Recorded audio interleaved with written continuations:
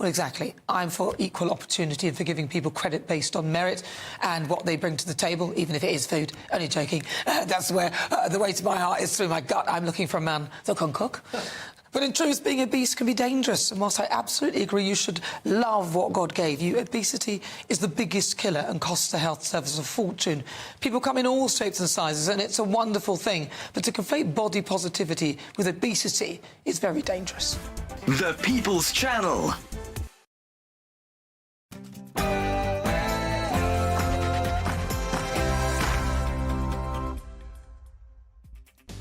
A very, very good afternoon to you. It's 3 p.m. Welcome to the Martin Daubney Show on GB News, broadcasting live from the House of Westminster all across the UK. On today's show, a massive political poll will drop during the show this afternoon. It's likely to paint an apocalyptic picture for the Tories, with only the size of Labour's supermajority and the numbers of seats picked up by a resurgent Liberal Democrat and an emerging Reform Party up for debate. We'll have full expert analysis the moment this poll lands. Next up, the former Justice Secretary Sir Robert Buckland has called for an amnesty for more than 29,000 people given criminal convictions for breaking COVID rules. Well, they broke the rules, but then so did the government. So is ditching the fines the right thing to do? Next up, Just Stop Oil has sparked fresh outrage, this time after activists sprayed Stonehenge, a World Heritage Site, bright orange. Is this cultural desecration a step too far, even for these eco-warriors? GB News will be live from the sacred site. And the Tartan army have been off kilter since their 5-1 mullering by Germany. Well, tonight they take on an informed Switzerland. Can they restore some pride, or might Scotland be on the first flight home, clutching sore heads and the wooden spoon? That's all coming up between now and 6 o'clock.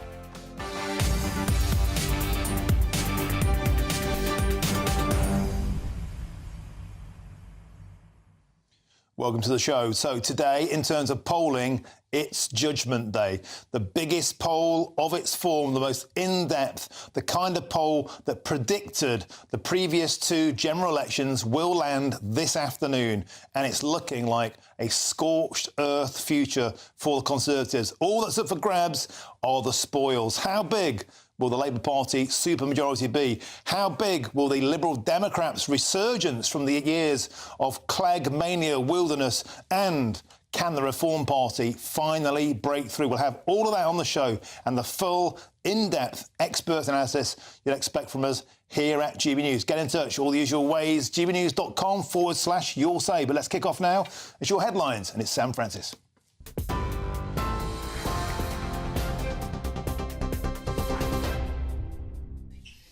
Martin, thank you very much, and good afternoon to you. It's just after 3 o'clock, and leading the news this afternoon, the jury in the trial of Constance Martin and Mark Gordon has been discharged after they failed to reach verdicts on charges over the death of the couple's newborn child. The 37-year-old and 50-year-old both deny being involved in the death of their baby daughter, Victoria, who was found in a supermarket bag in Brighton last year. The couple were arrested following a high-profile police manhunt. Well, after over 72 hours of deliberation, jurors were unable to agree on a verdict. Martin and Gordon may face a retrial. In other news, for the first time in nearly 3 years, inflation has fallen to the Bank of England's 2% target. It's boosted hopes of an interest rate cut in the coming months. Most analysts were forecasting that drop, which is down from 2.3% in April. Chancellor Jeremy Hunt says it's great news, but claims that inflation could rise again if Labour wins the general election.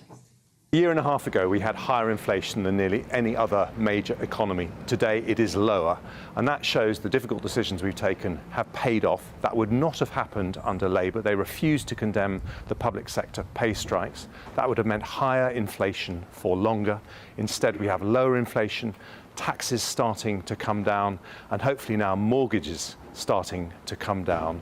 It would be a terrible shame if we turn the clock back and put up taxes for every family with savings, which is what it now emerges Keir Starmer plans to do.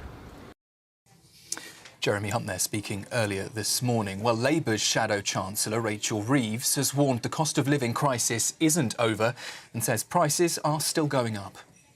Price rises have been very severe in the last few years. The cost of the weekly food shop up almost 30% since the last general election. People looking to remortgage this year paying more than £200 a month more on their mortgage because of the Conservatives' mini budget less than 2 years ago that crushed the economy and sent mortgage rates soaring. So the Conservatives might want to say everything's OK, but I know for many people right across our country, they're still struggling. And elsewhere on the campaign trail today, the SNP is promising another independence referendum to fight for an end to austerity and, they say, to rejoin the European Union. Launching their manifesto earlier, leader John Swinney said he also wants to see an end to the two-child benefit cap. Scottish Labour, though, have criticised the First Minister, saying he's woefully out of touch. And elsewhere, George Galloway has pitched himself as the antidote to both Labour and Reform UK as he launched his Workers' Party manifesto. He also said he wants a referendum on the transition to net zero and promised to scrap ULEZ. Labour leader Sir Keir Starmer has called Just Stop Oil pathetic after activists from the group targeted Stonehenge this afternoon. Video posted online shows two campaigners, both now arrested, running towards the monument and throwing orange powder paint over it. Rishi Sunak's also called that a disgraceful act of vandalism. The demonstration comes ahead of the expected arrival of thousands of visitors for the summer solstice tomorrow. The mother of a British teenager who has gone missing in Tenerife says having to search for her son is horrendous. Jay Slater from Lancashire was last heard from on Monday morning. The 19-year-old had called a friend to say he was lost with no water and that his phone was on just 1% battery. His last location shows that he was in a mountainous region of the island that's popular with hikers. In France, campaigning is now underway after President Macron's surprise call for snap elections there. Jordan Bardella, the president of the National Rally, says that if elected, he'd back Ukraine, but not supply it with any long-range weapons. Mr Bardella, who's just 28, shares leadership of the party with Marine Le Pen and is widely expected to become Prime Minister in France if the National Rally wins on the 7th of July. Meanwhile, in North Korea, Kim Jong-un has taken to the road in a Russian limousine after it was gifted to him by Vladimir Putin. The Russian president is on a state visit to Pyongyang, where the North Korean leader offered his full support for all of Russia's policies. US Secretary of State Antony Blinken, though, says it's a sign of Putin's desperation to find allies who'll support his war in Ukraine. And finally, before we hand back to Martin in Westminster, a cinema has been forced to cancel the screening of a film which was written by AI after a public backlash. The Prince Charles Cinema in London's Soho was due to host the world's premiere of The Last Screenwriter, which is entirely scripted by ChatGPT. The concerns were raised over artificial intelligence possibly replacing human writers, which has been a contentious issue in creative industries. However, the firm's creators say they just wanted to provoke debate on AI's impact on the arts. That's the latest from the newsroom for now. For more, you can sign up to GB News Alerts by scanning the code on your screen or go to gbnews.com/alerts.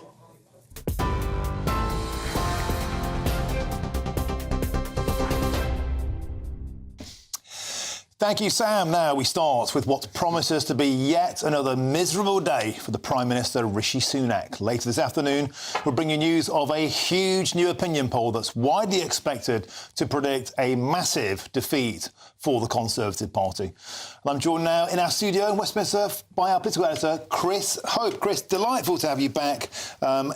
In the patch here, you've been, of course, on the battle bus with the Conservatives, on the campaign trail. It's Judgment Day. These are the polls today dropping which are accurate, they predict well, and it looks pretty bad news.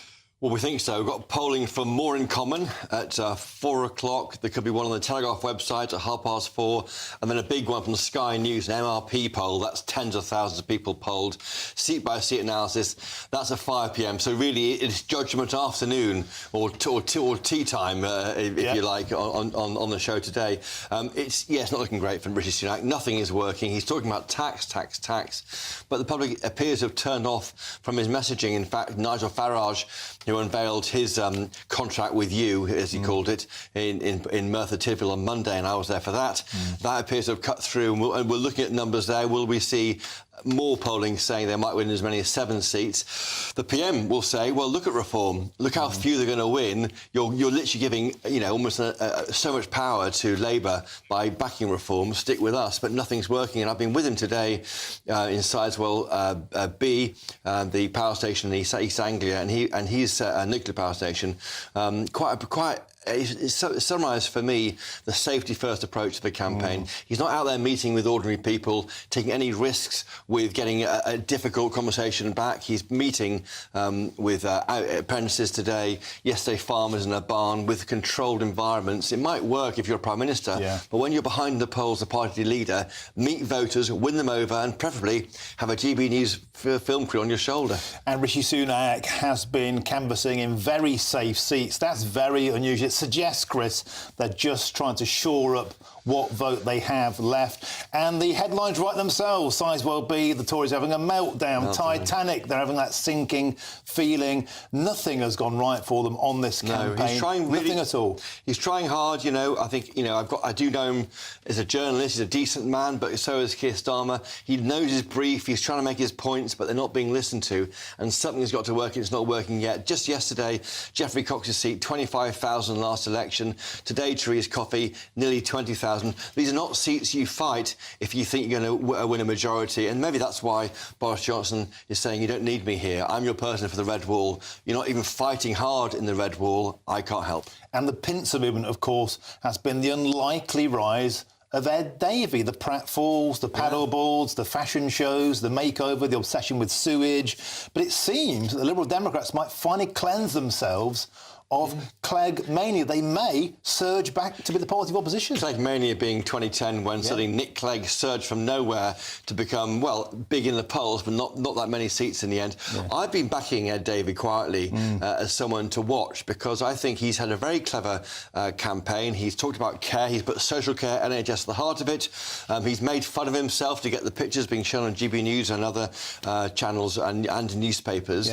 And I think because, in a sense, they were sort of got rid of in 2015 by the Tory party attacking him in the southwest. They haven't been seen really in politics for about nearly a year now, nearly 10 years now, and I think that's working in their favour.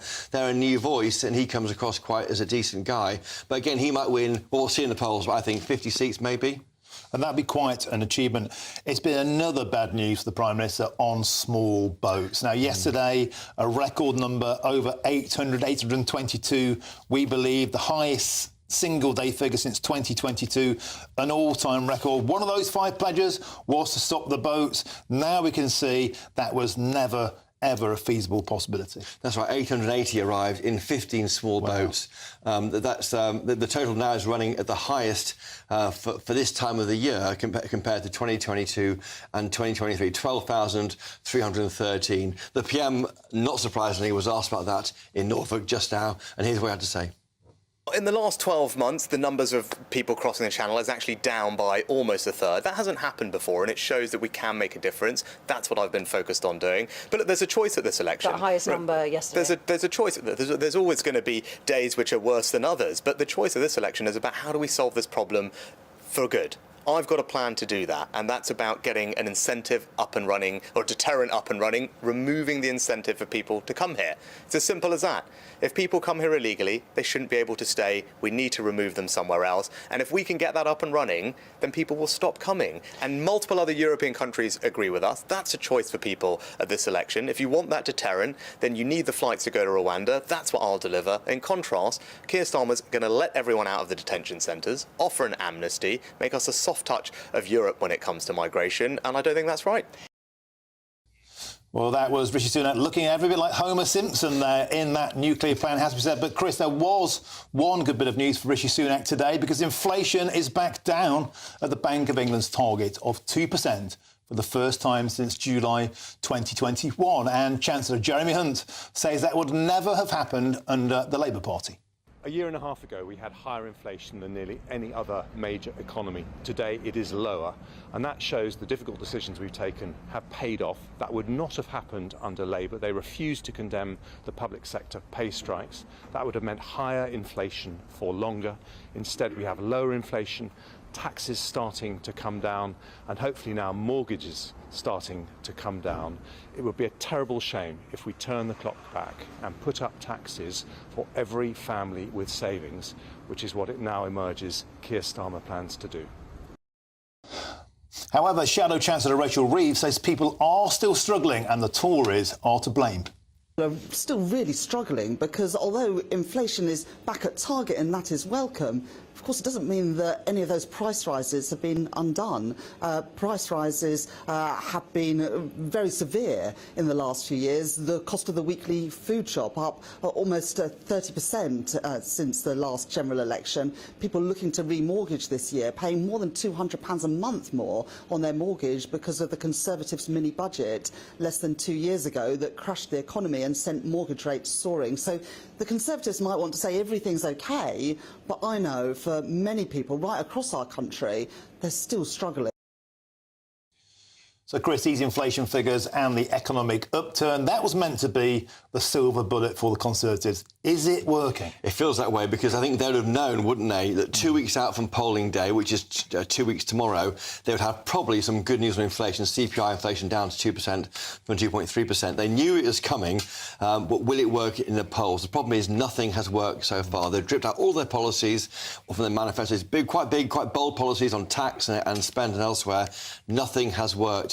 What will work? I've been saying they need to take off the safety cap to this campaign and put Rishi Sunak amongst the people and take the fight to them. 2 weeks ago, Chris Hope, will that happen? Excellent start to the show. I'll expect no less from you. Now, one of the big talking points in this election campaign is where will be the Portillo moments? And in fact, there could be a number of Portillo moments next month. That phrase, of course, was coined in 1997 when Michael Portillo lost a majority of more than 15,500 to the Labour candidate Stephen Twigg. So, which Tory big beasts could bite the bullet? And the Chancellor, Jeremy Hunt, is in real danger of being beaten. The Liberal Democrats are the favourites with the bookmakers to win Godalming and Ash in leafy Surrey. And Penny Mordaunt has been widely touted as a future Conservative leader. However, it looks like the leader of the House of Commons is in trouble in Portsmouth North, where Labour are the favourites with the bookies to win. So Jacob Rees-Mogg, no less, would be a huge scalp for Labour to take in North East Somerset and Hanham, a new seat. And the bookies have the Labour candidate as the big favourite to win that seat. What a shock that would be. And one man who the bookmakers have all but written off is now Defence Secretary Grant Shapps. He looks sure to bite the bullet. Labour are 8-1 on to take Welwyn Hatfield. And that means you need to bet £8 on Labour just to get £1 paltry pound back. That is a thin margin. Now, let's speak to John Hill from the bookmakers. Coral, John, welcome to the show. So the polls are the polls, but you follow the money. The money usually gets it right. Tell us, it looks like there are some big names here. You're a bookie's favourite to go through the trapdoor. Yeah, good afternoon, Martin. You're absolutely right there. And we need these constituency betting markets because, let's be honest, the general election's over, isn't it? It's a one-horse race. So Keir Starmer is going to end up the Prime Minister. They're 1 to 50 Labour to pick up the most seats, 1 to 20 to get a majority. So, these markets are really interesting. And some of the big guns are in trouble. Grant Shapps, he's now 5-1 to retain his seat. Labour look on course for that one. 1 to 8, as you mentioned. £8 gets you just one back with regards to that one. Penny Mordaunt, who I've been quite impressed with during some of these leadership debates. She's really got her teeth cut in the Portsmouth North MP, but she's 2-1 to retain her seat, and that's going to have a massive impact on her chances of becoming the next Conservative leader, because she was right up there at the top end of the betting alongside Kemi, but it looks like her odds will drift out there, obviously, if she doesn't retain her seat. Now, one of the people that does have a decent chance is Rishi Sunak, the Prime Minister. He's odds on at 1-3 to pick up his seat. Kemi Badenoch, she's 1-9 to pick up her seat. And Robert Jenrick, he's 5-6. This is one of the tightest betting heats we've got, actually, Robert. He's 5-6. Labour in that one, 11-10. So we very much think it's just short of a 50-50 chance of Robert Jenrick retaining his seat. And he's been obviously in board a lot of the governments with Boris Johnson and Rishi Sunak, Liz Truss. So he's got a lot of work to do, but it's going to be fascinating. We've got a few weeks to go, and these markets will fluctuate, won't they, Martin, over the next few weeks? They will now, John, as well as the big blue beasts we might see biting the bullet. What about in the turquoise camp? What about the odds on Nigel Farage? How's he looking? Because the polls are the polls, but the money telling a different picture, is it? Very much so. It's one-way traffic for Nigel in Clacton. He's now 1-5. Before he announced his candidacy, the Reform candidate was, I think, as big as 3-1 to win the Clacton seat. Soon as Nigel made that big announcement on GB News, not only announcing that he'd be taking over as the leader again of Reform, also standing at Clacton, the money just came coming in for him. We've been absolutely knocked over. He's now 1-5, which basically suggests he's got an 80% chance of winning this seat, has Nigel Farage. And that'll be interesting. He's finally going to get himself in Parliament, it looks like, Nigel, in Clacton. Well, so, he's one of the warm favourites now. Well, John Hill, it will be eighth time looking for that the case. Now, I like a little nibble myself on these kind of things. You're getting my juices flowing. John Hill from the bookmakers, Coral, always a pleasure. Thank you very much. Great to have you on the show. Cheers, now, remember, Martin. we'll bring you the results. Cheers, mate. Now, remember, we'll bring you the results of a massive opinion poll a little later in the show. It's Judgment Day on the opinion poll front, and there's plenty of coverage of the election campaign on our website, gbnews.com. And you've helped to make it the fastest growing national news website in the country, so thank you one and all very much.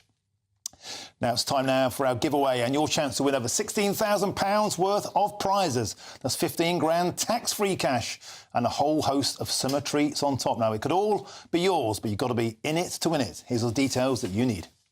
Don't miss out on your chance to win our Summer Spectacular. And have we got a prize for you? First, there's a totally tax-free £15,000 in cash to make your summer spectacular. Spend that extra cash however you like. You'll also win a brand new iPhone, Apple AirPods, and if that wasn't enough, a £500 voucher to spend at your favourite UK attraction, so you can enjoy amazing days out this year. For another chance to win the iPhone, treats, and £15,000 cash, text WIN to 63232. Text costs £2 plus one standard network rate message. You can also enter online at gbnews.com/win. Entries cost £2, or post your name and number to GB06 PO Box 8690 Derby DE1 9TT. UK only. Entrance must be 18 or over. Lines close at 5 p.m. on the 28th of June. Please check the closing time if listening or watching on demand. Good luck. Now, moments ago, we talked about the Clacton constituency, and we need to read the candidates out for that seat. And they are this: Jovan Osu-Napor, that's the Labour Party; Giles Watling, Conservative Party; Matthew Bensalem, Liberal Democrats; Nigel Farage, Reform UK; Natasha Osborne, Green Party; Greg Jamieson, the Climate Party; Tony Mack, Independent; Tassos Papanastasiou, the Heritage Party; and Andrew Pemberton of UKIP. Now, the minister who oversaw the courts during the pandemic says the 29,000 people who were convicted of breaking COVID rules should be given an amnesty. I'm Martin Daubney on GB News, Britain's news channel.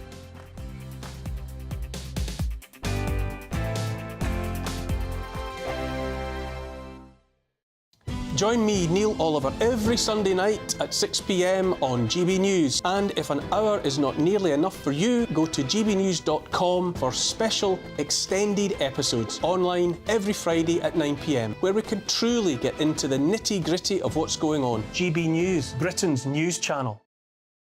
In the GB newsroom, we bring you the news as it happens. With our team of dedicated journalists across the UK, GB News brings you accurate reporting of the day's topical agenda. When the news breaks, wherever and whenever it's happening, we'll be there. This is GB News. The People's Channel, Britain's news channel.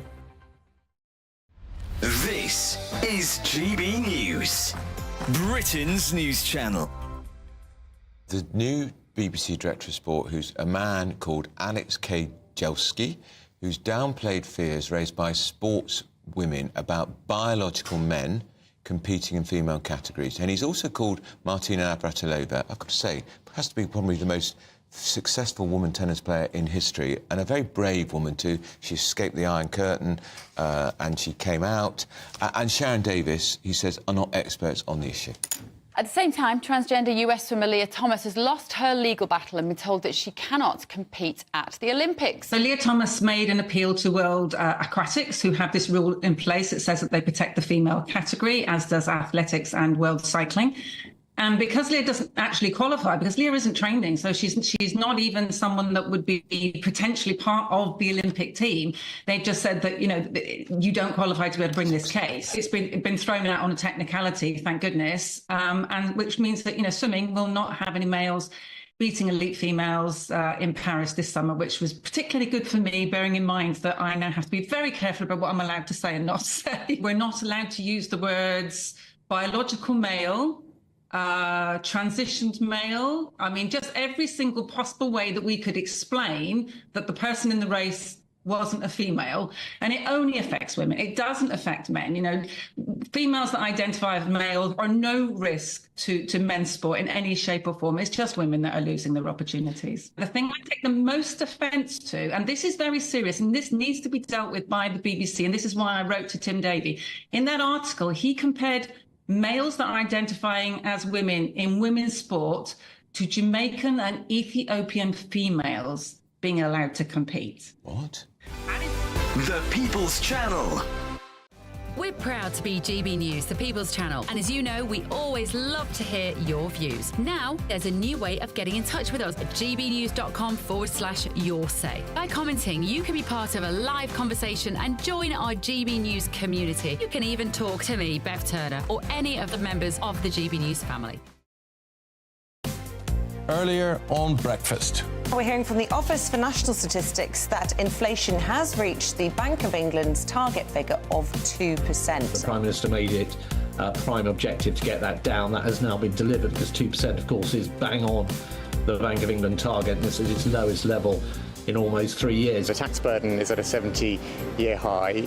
Wages have been stagnant. Economic growth has been on the floor. And I think working people across the country, realise the impact of all these Conservative decisions that they've had. Come on, if Scotland wins, send me some Swiss cheese. Okay.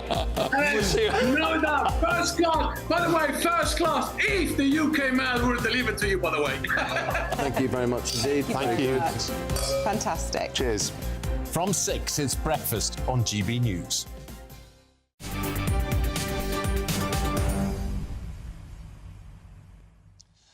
Welcome back. Your time is 3:27. I'm Martin Daubney. This is GB News. Now to a massive talking point, and the minister who oversaw the courts during the pandemic says that all of the people who are convicted of breaking COVID rules should be given an amnesty.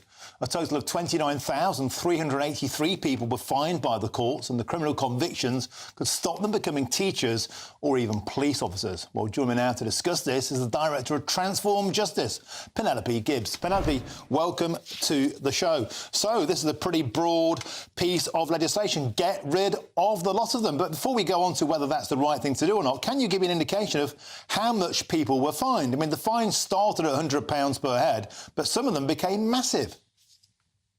Some people were fined like 10,000, but there was a huge range, and it didn't seem quite clear what were the criteria for the different amounts. But really, really big fines, some of them. And have serious consequences, as we just said in the intro there, criminal records affecting your ability to do public service jobs such as teaching and policing. So now on to the big point. Is this the right thing to do? Do you believe, Penelope Gibbs, that we should wipe the slate clean and get rid of all of these fines? After all, the government broke the rules too. I mean, what I'm not saying is that there's two things. There's a kind of pardon and a wiping the slate clean. I don't think we should pardon people as in say that they didn't commit a crime, because they did commit a crime. But I think where I'm interested is in the criminal records, and whether, given the fact that the law as it was drafted was very vague, quite difficult to understand, and so on, whether it's then justified to have people with criminal records which may last 20, 30 years. It has to be said, they only come up in certain circumstances, but, you know, there shouldn't really be a risk that they come up at all. And this is part of a wider issue for us as part of the Fair Checks campaign to make for a fairer criminal records disclosure system, because in this country, we disclose to employers and organisations who might want to volunteer things which people did 30, 40 years previously, for which they may not even have been to court. They may have just got a police caution. So I think Robert Buckland is talking within a context of a belief that we need, that our criminal record system is unfair as it stands, and this is an example. Now, quickly, Sir Robert Buckland is up for re-election. So at the timing of this, you could say slightly cynical. It's a popularity contest, but we're about most likely to have a change of government. Penelope Gibbs, do you think there's an appetite in a future Labour government to make this kind of pardon, to make this kind of change, or is it just politicking, electioneering ahead of a general election? Well, I actually think Robert Buckland was approached and asked the question and answered it. I'm not absolutely convinced it's electioneering, because actually I think, you know, people are very divided on this issue. So I'm not sure if it's a popularity thing. And Labour people, in my experience, also have a sympathy about the criminal record system and how it's disproportionate and stops people who haven't committed a crime for many, many years from moving on in their lives. So in my experience, there's support across the parties. The Labour Party, I don't think would support a pardon as such, as in saying that person didn't commit an offence they might have committed. But I do think there's a real problem in that the law was, brought in incredibly quickly. Even the police didn't understand it.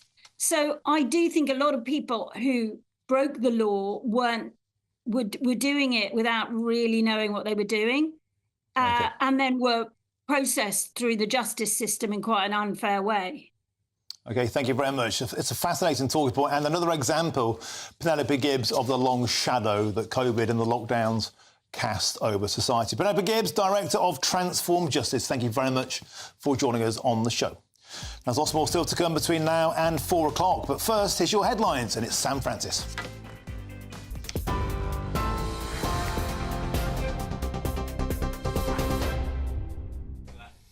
Martin, thank you very much, and good afternoon to you. It's just after 3:30. The top story from the newsroom this afternoon. The jury in the trial of Constance Martin and Mark Gordon has failed to reach a verdict on charges related to the death of the couple's newborn child. They were arrested following a high-profile police hunt last year. Both denied being involved in the death of their baby daughter, Victoria, who was found in a supermarket bag in Brighton. Jurors were unable to agree on a verdict after more than 72 hours of deliberation. The prosecution will now consider whether to seek a retrial. Inflation has eased to 2%, increasing the prospect of an interest rate cut within months. It's the first time in nearly 3 years that the figure's been at the Bank of England's target.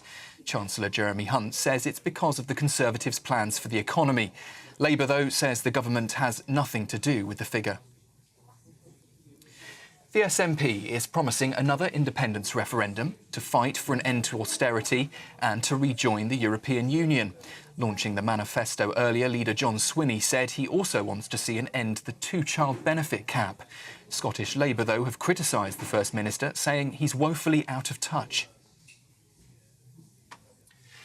Labour leader Sir Keir Starmer has called Just Stop Oil pathetic after activists from the group targeted Stonehenge. Video posted online shows two campaigners, both now arrested, running towards the monument and throwing orange powder paint over it. Rishi Sunak has also called it a disgraceful act of vandalism.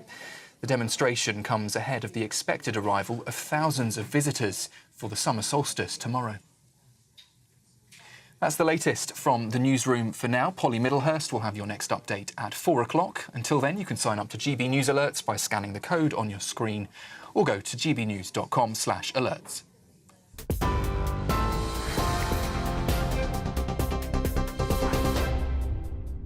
Cheers Britannia Wine Club proudly sponsors the GB News Financial Report. And let's take a look at the markets this afternoon. The pound will buy you $1.2724 and €1.1842. The price of gold this afternoon, £8,206.45. That's per ounce. And the FTSE 100 is at 8,206 points. Cheers Britannia Wine Club proudly sponsors the GB News Financial Report.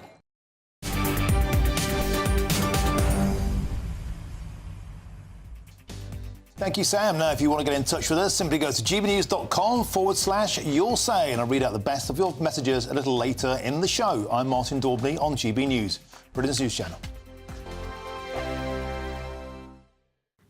Hi there, time for the Met Office weather forecast for GB News. It's a fine summer's day out there for many of us. Warm, sunny spells, although not entirely sunny. There is some cloud around, and there'll be some thicker cloud arriving into the north and northwest of Scotland later because of this weakening weather front. It's running into a large ridge of high pressure, which keeps things settled for the vast majority. And much of the cloud actually disappears through the evening, leading to lengthy clear spells for England, Wales, southern Scotland. Northern Ireland, central and northern Scotland sees the cloud thicken for a time, and some outbreaks of mostly light rain arrive into parts of Northern Ireland and western Scotland. The breeze picks up here as well, but elsewhere light winds, clear skies, temperatures in some sheltered spots down to 4 or 5 Celsius first thing Thursday.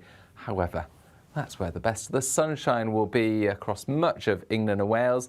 Hazy sunshine in places because of a veil of high cloud, but blue skies for many others, and warming up quickly through the morning as well. Northern Ireland, a cloudier picture as we begin things. Likewise for the central belt, a few spots of light rain here.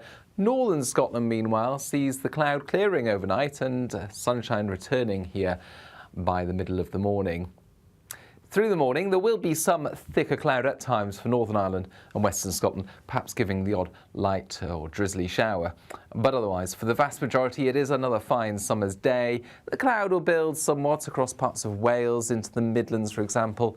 Odd light shower possible where this happens, but for most, it's sunny spells and highs of 23 or 24 Celsius.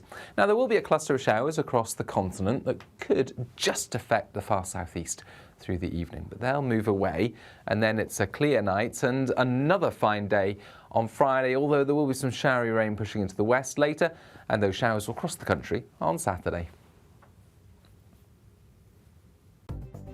The latest GB News travel.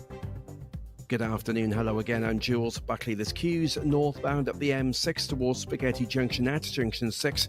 A lane shut there for vehicle fire, still causing queues. Southbound A1M struggling just away from Stotfold at Junction 10 through towards Letchworth at Junction 9. Now, all the traffic being held on that stretch of the carriageway southbound on the A1M. There's a police incident, so naturally causing queues.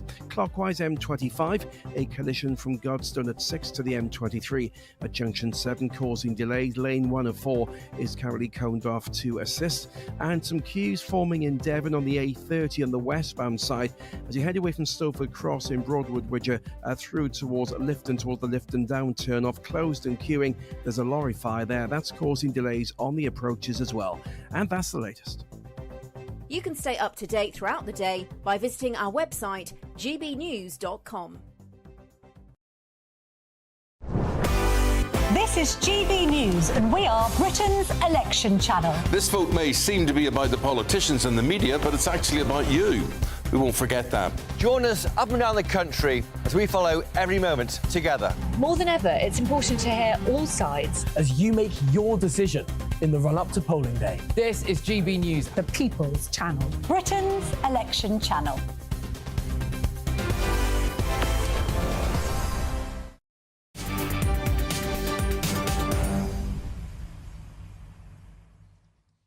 Welcome back. Your time is 3:38. I'm Martin Daubney. This is GB News. Later in the show, we'll cross live to Stonehenge, where, as you can see on your screens, Just Stop Oil activists have caused uproar, global outrage, in fact, after spraying orange paint on the sacred ancient monument, a UNESCO World Heritage Site desecrated by the protesters. We'll be on the site for full reaction as soon as we can.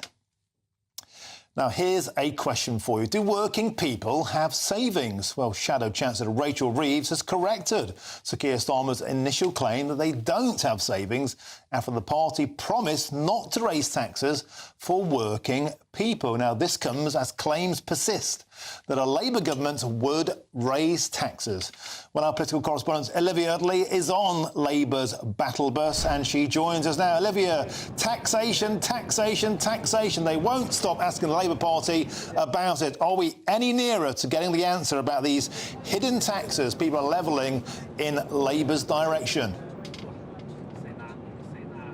Well, as you say, Martin, taxation yet again is the word of the day for Labour. It's not what Labour wants to be talking about, but after the release of its manifesto last week, it's the only thing Labour really can talk about. The manifesto stated explicitly that Labour wouldn't be raising taxes for working people, and it defined that as not raising national insurance, income tax or VAT. But of course, those aren't the only taxes on working people. In fact, working people are often savers as well. 2/3 of Britain have more than £1,000 in savings. So capital gains tax, for example, can affect them. Council tax obviously affects them too. And inheritance tax could possibly affect them as well. And Keir Starmer is remaining silent on those three taxes. When asked repeatedly whether he's planning to raise them in the next Parliament, he refused to say. This is what he said when I asked him specifically about inheritance tax a little earlier today. We have been really clear that we're not raising income tax, national insurance or VAT. All of our plans are fully funded and don't require tax rises over and above what we've already set out. And that is because we're focusing on growing our economy. And what you've seen with John Caldwell, for example, yesterday, is entrepreneurs, investors who can see that we're serious about growing the economy, serious about wealth creation, serious about making everybody and the country better off, and want, therefore, to give Labour their support. I think that tells you just how much a focus we've got on growth in our economy. So the levers of tax and spend are not the only two levers for government. There is growth, and we are going for growth, and we've got serious backing for that. So Keir Starmer clearly not wanting to answer that question directly. And you asked, Martin, whether over the course of the rest of the election campaign we might get a clearer answer from the man who is surely going to be our next Prime Minister. The answer, I think, is probably not. Keir Starmer can see that his route to Downing Street couldn't be clearer at the moment. The last thing that he wants to do is upset the apple cart by announcing surprise tax raids, possibly on the sort of middle-class people whose votes he is very much trying to take now from the Conservatives. So if he can possibly stay quiet on the issue of exactly which taxes will be raised under a new Labour government, I think that he will. It is possible that the pressure gets just too much for him, but he's looking and sounding pretty happy at the moment. He sounds like a man with confidence, a man who knows what he's doing and where he's going. And personally, I don't think he's going to let that pressure get to him. Olivia Udley on the battle bus with the Labour Party. You did your damnedest to try and get Mr Starmer to speak, and of course he didn't. It's his election to lose. I suspect you're right. He'll stay tight-lipped until July the 5th at least. Olivia Udley, thank you very much for joining us. Absolute pleasure. Now, the SNP launched its manifesto today, and of course, independence was front and centre, as you'd expect. Now, First Minister John Swinney says independence would help Scotland become a fairer country with a more prosperous economy. We will always put the interests of people in Scotland first, wherever our people were born, wherever our people have come from. And at the very heart of our beliefs is the principle that decisions about Scotland should be made by the people who live in Scotland. Why? For the simple reason that no one else cares as much about this wonderful country, and no one else will do a better job of taking care of it now and in the future than the people who live here. It is through independence, therefore, that we believe we can build a fairer country and a more prosperous economy we know is possible. Not independence for its own sake. Independence for the powers to protect our National Health Service and to help people through tough times. Independence for a stronger economy and happier, healthier lives. And independence for a better future for Scotland, made in Scotland, for Scotland. Well, for more on the SNP, I'm now joined by Lewis Mackenzie, who's a political reporter at the Scottish Sun. Welcome to the show, Lewis. So, north of the border, we're expecting big polls to drop this afternoon. We're not expecting there to be much good news in those polls for the SNP. Nevertheless, John Swinney putting on a brave face. Bring us up to speed. Yeah, well, as you say, the SNP launched their manifesto today. Independence very much front and centre of that. It was on page one, as had been promised by Humza Yousaf when he was First Minister earlier this year. So that sort of forced John Swinney to put it there, because I think if he hadn't, people would have seen that as the SNP rolling back from their independence pledge, which is obviously the core message, and they need to drill that home to their sort of loyal supporters who want independence. So it had to be in there, but it was a light manifesto, to say the least. It was only 32 pages, and a lot of those things that they mentioned in the document are more just calls for what they want the UK government, a potential future UK government, to do, rather than things that they can actually implement themselves at Holyrood. Do you think, Lewis, now, though, we're simply at that time north of the border, the same as we are down in Westminster? And that is, people just want change. And all eyes seem to be on the indication that the Labour Party will become the biggest party north of the border in Scotland, and it's looking pretty bleak for the SNP.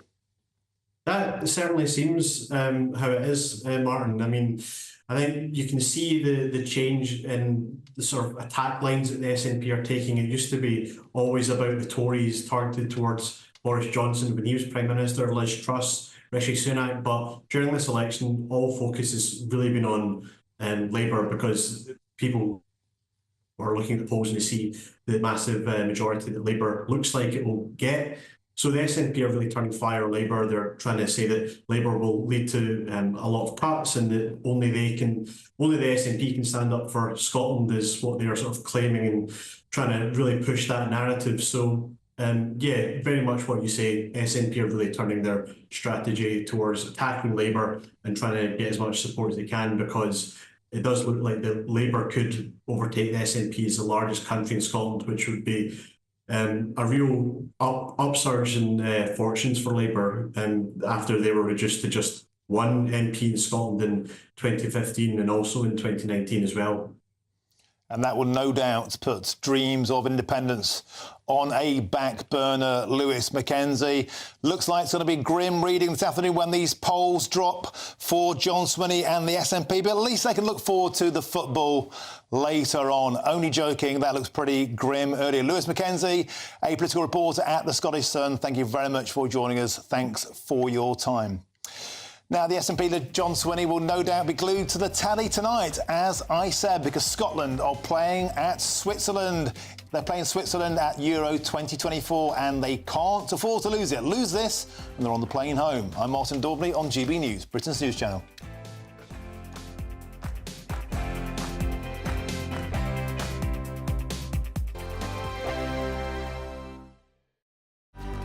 Good afternoon, Britain. Your lunchtime update on the stories that matter across the UK.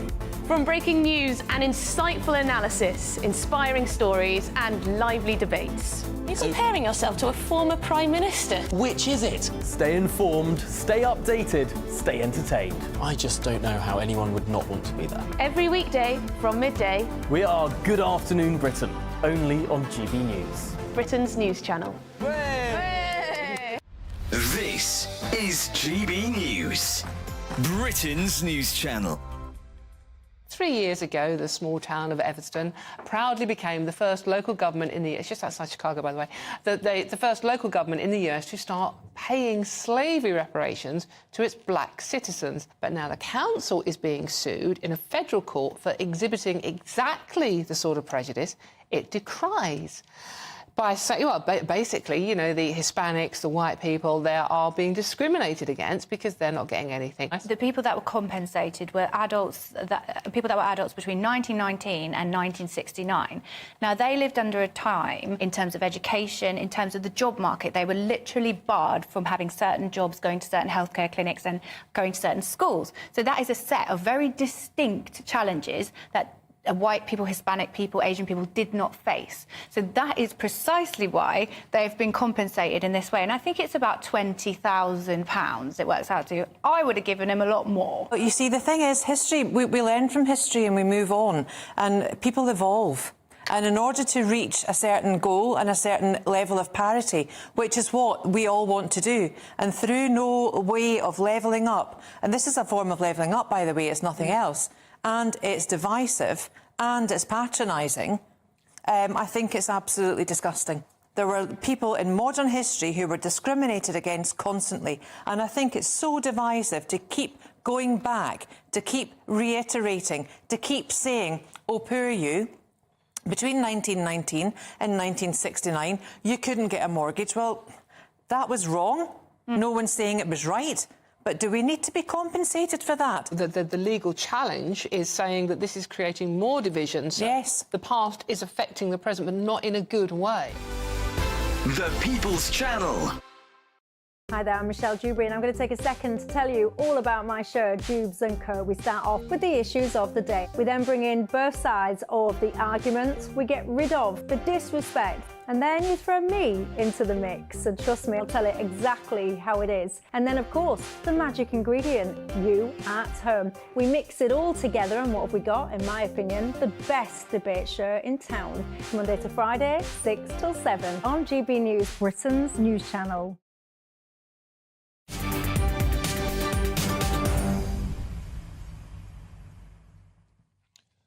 Now, don't miss a special edition of State of the Nation with Michael Portillo tonight at 8 p.m, right here, live on GB News. Now, looking ahead, it's a huge night for Scotland at Euro 2024 after they were mullered 5-1 by Germany. Last Friday, they could be knocked out tonight if they lose to an on-form Switzerland. A draw would keep their hopes just about alive. That wouldn't be enough for Scotland manager Steve Clarke. To go into the game and think you only need a point is dangerous. We go there to win. We go there to be as positive as we can, and then we see where that takes us. Like I said, it's more about making sure we perform as well as we can play, and if we do that, then I'm pretty confident we'll get something from the game. Obviously, they want to go back to the pitch and play better. So I think that's pretty standard when you play so poorly and you let yourself down. You want to go out and make amends. So that's where their mentality is. Now, unfortunately, there has been some trouble among fans in Germany, but Scotland fans have behaved impeccably. And two members of the Tartan Army did their good deed for the day here. As you can see on screen, look at that, it's a wonderful sight. They use an umbrella to shelter an elderly lady from the rain in Cologne. Again, their kilts soaking wet, but look at them walking along, two fine gentlemen protecting that old lady in Cologne. Well done to you, lads, and seriously, good luck to Scotland tonight. Now, it also looks like Reform UK leader Nigel Farage has got plenty of fans among the tens of thousands of England supporters who are over in Germany. Look at this. Look closely in there. You can see a photo on social media shows around 20 England fans wearing Nigel Farage masks while holding a Union flag with the message, "Stop the boats." They're taking their political message over there to Germany. Look at all those Nigel Farage masks. Absolutely wondrous. Now then, we've got loads of emails, hundreds of your says actually in so far. I want to go through a couple before the end of this hour. And there's one topic that's really really got your goat, and it's the desecration of Stonehenge by Just Stop Oil activists, as we have some footage of them spraying orange paint. Of course, it's the summer solstice on the 21st in 2 days' time, so they have tried to literally mark that moment ahead of it. And look at that tourist there, yanking that activist away. Whoever that is, I'd like to buy them a bottle of whatever it is they drink. Absolutely magnificent stuff. Here's a quick email from Philip. Stonehenge, this is not a protest. It's willful damage. It's trespass. But due to a weak judiciary, this is the result of weak policing. Gavin says this: now it's time for the police, government, judges and the public to now just stop oil. This is a step too far. This is cultural vandalism. Pauline, it's about time to make arrests and get in there and with a judge with the gumption to hand out proper sentences. This needs to be stamped out. And another viewer says, it goes to show just how much they really care about the planet when they vandalise Stone Age monuments of an era when oil wasn't even used. They are totally warped in their heads. Now, we'll have a full reaction to that. We're getting a reporter down there for full reaction. He's on his way there as we speak. Now, it promises to be another miserable day for Rishi Sunak.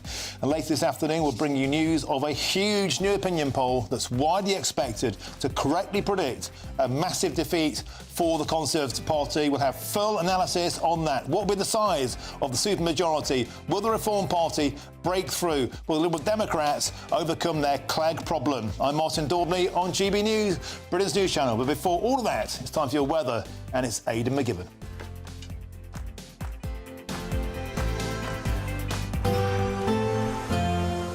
A brighter outlook with Box Solar, sponsors of weather on GB News.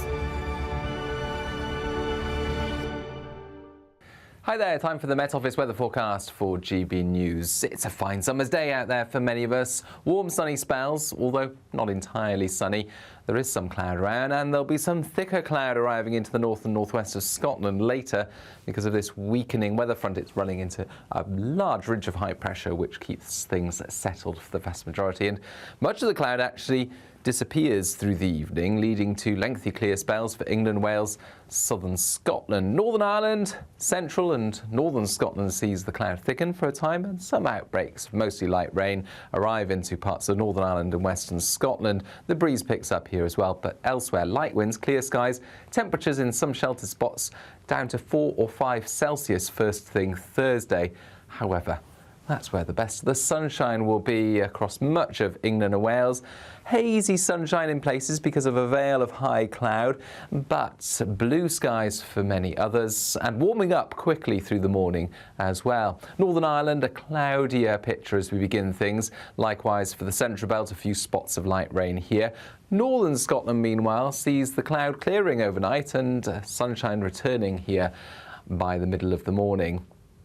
Through the morning, there will be some thicker cloud at times for Northern Ireland and Western Scotland, perhaps giving the odd light or drizzly shower. But otherwise, for the vast majority, it is another fine summer's day. The cloud will build somewhat across parts of Wales into the Midlands, for example. Odd light shower possible where this happens, but for most, it's sunny spells and highs of 23 or 24 Celsius. Now, there will be a cluster of showers across the continent that could just affect the far southeast through the evening, but they'll move away, and then it's a clear night and another fine day on Friday, although there will be some showery rain pushing into the west later, and those showers will cross the country on Saturday. That warm feeling inside from Boxed Boilers, sponsors of weather on GB News.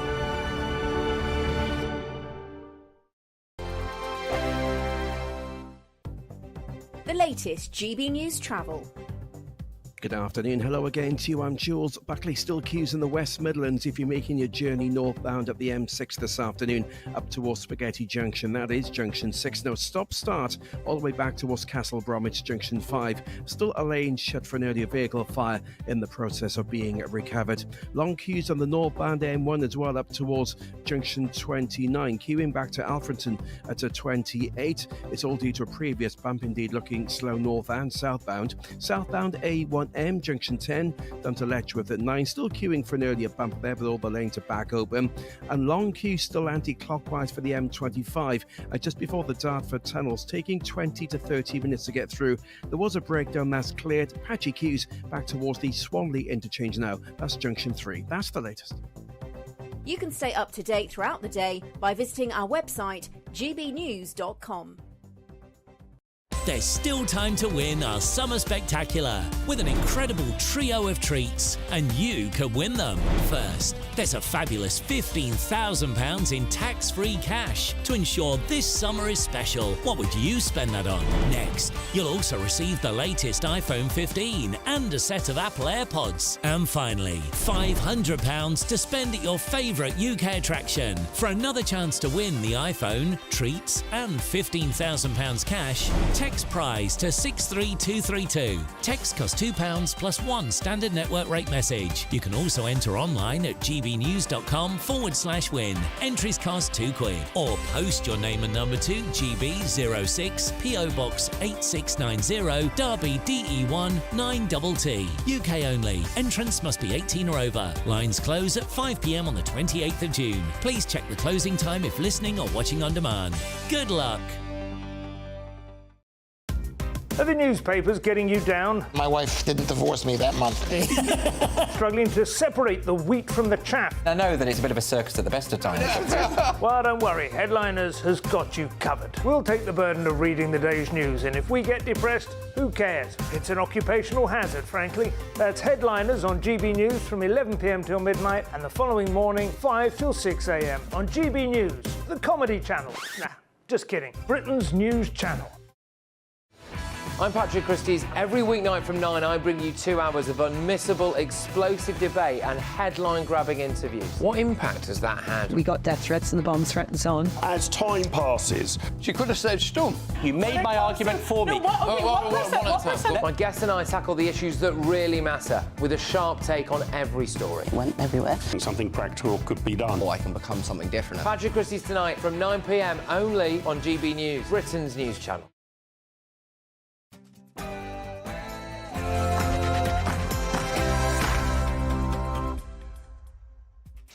A very, very good afternoon to you. It's 4 p.m. and welcome to the Martin Daubney Show on GB News, broadcasting live from the heart of Westminster all across the UK. We've got some breaking news for you because in the last few seconds, a major new opinion poll has come out and it's predicted that Rishi Sunak is going to lead the Conservatives to their worst general election defeat in over a century. But it's great news for Sir Keir Starmer, though. The poll says Labour are on course for a 162 seats majority. The very best analysis is coming up with our political editor, Chris Hope, in just a few minutes' time. And moving on, more bad news for the Prime Minister as more than 800 immigrants arrived in the UK after crossing the Channel yesterday. And that's a new record for 2024. It means well over 40,000 have made the journey since Rishi Sunak became Prime Minister, despite promising to stop the boats. And Just Stop Oil has sparked fresh global outrage, this time after their activists sprayed Stonehenge, a World Heritage Site, bright orange. Is this cultural desecration a step too far, even for these eco-wallies? Well, GB News will be live from the sacred site, and that's all coming up in your next hour.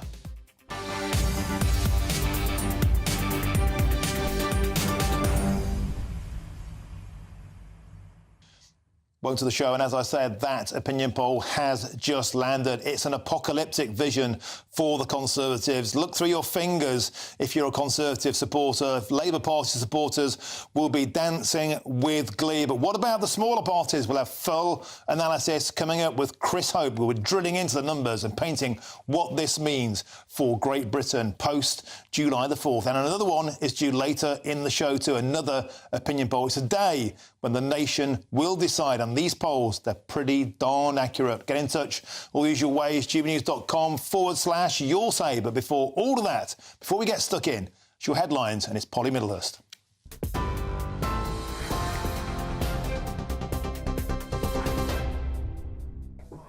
Martin, thanks very much indeed. Well, we begin this bulletin with some breaking news. A teenager has been jailed for a minimum of 16 years for the murder of 17-year-old Charlie Cossa at a party in West Sussex last year. The 17-year-old who murdered Charlie Cossa on a crowded dance floor at a summer party can be named for the first time as Jura Varibrus. Charlie Cossa, who was 17, was stabbed 3 times in the chest in a marquee in the grounds of a farmhouse at the party in July 2023. Varibrus, who was 16 at the time, was found guilty of murder at Brighton Crown Court. Meanwhile, the jury in the trial of Constance Martin and Mark Gordon has been discharged after they failed to reach verdicts on charges over the death of the couple's newborn child. The 50-year-old and 37-year-old parents both deny being involved in the death of their baby daughter, Victoria, who was found dead on an allotment near Brighton last year. The couple were arrested following a high-profile police manhunt. After over 72 hours of deliberation, jurors were unable to agree on a verdict, which means they may face a retrial. Now, a former Fujitsu boss has denied any responsibility for the Horizon scandal because he says he was never made aware of problems with the software. Richard Christou told the inquiry he felt aggrieved after initially believing the Horizon system was one of the company's major successes. He was chief executive of the company between 2000 and 2004 and says he always regarded the post office as a satisfied customer. More than 700 sub-postmasters were prosecuted by the Post Office and handed criminal convictions between 1999 and 2015 after Fujitsu's faulty system made it appear as if money was missing from their branches. Now, the economy, and for the first time in nearly 3 years, inflation has fallen to the Bank of England's 2% target. That's boosted hopes of an interest rate cut in the coming months. Most analysts were forecasting the drop, which is down from 2.3% in April. The Chancellor, Jeremy Hunt, said it's great news, but claims inflation could rise again if Labour wins the general election. A year and a half ago, we had higher inflation than nearly any other major economy. Today, it is lower, and that shows the difficult decisions we've taken have paid off. That would not have happened under Labour. They refused to condemn the public sector pay strikes. That would have meant higher inflation for longer. Instead, we have lower inflation, taxes starting to come down, and hopefully now mortgages starting to come down. It would be a terrible shame if we turn the clock back and put up taxes for every family with savings, which is what it now emerges Keir Starmer plans to do. Jeremy Hunt speaking there. Well, Labour's shadow Chancellor Rachel Reeves is warning the cost of living crisis isn't over and prices are still going up. Price rises have been very severe in the last few years. The cost of the weekly food shop up almost 30% since the last general election. People looking to remortgage this year paying more than £200 a month more on their mortgage because of the Conservatives' mini budget less than 2 years ago that crushed the economy and sent mortgage rates soaring. So the Conservatives might want to say everything's OK, but I know for many people right across our country, they're still struggling. I've got another little bit of breaking news for you. A very distressing story has just come into us from the West Midlands. We understand a baby girl has been killed by a pet dog in Coventry. That's according to West Midlands Police. She was 7 months old. She was rushed to hospital, we understand, after being bitten on the head during the attack, which happened on Sunday.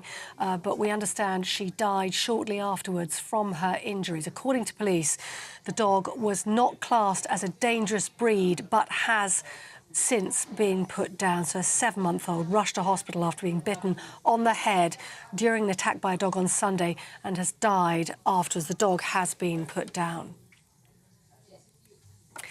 Now, the Scottish National Party is promising another independence referendum to fight for an end to austerity and, they say, to rejoin the European Union. Launching their manifesto, the leader John Swinney says he also wants to see an end to the 2-child benefit cap. Scottish Labour criticised the First Minister, saying he's woefully out of touch. Well, elsewhere, let me tell you about George Galloway, who's pitched himself as the antidote to both Labour and Reform UK in the general election as he launched his Workers' Party manifesto. He says he wants a referendum on the transition to net zero and he's promised to scrap the ULEZ. Well, the Labour leader, Sir Keir Starmer, has called Just Stop Oil pathetic after activists from the group targeted the ancient site at Stonehenge. Video posted online shows two campaigners, both now arrested, running towards the monument and throwing orange powder paint all over it. Rishi Sunak also called it a disgraceful act of vandalism. The demonstration comes ahead of the expected arrival of thousands of visitors to the scene in Wiltshire for the summer solstice tomorrow. We will let you know, of course, what happens in terms of police follow-up to that. If you're watching on television, we can show you those pictures once again of those protesters being valiantly pulled back by what appears to be members of the public trying to stop them vandalising those ancient pieces of stone that are placed in a circle in Wiltshire that are going to be the scene of summer solstice celebrations tomorrow. We do know that those two people in the centre of the screen now that are holding those canisters full of paint have been arrested.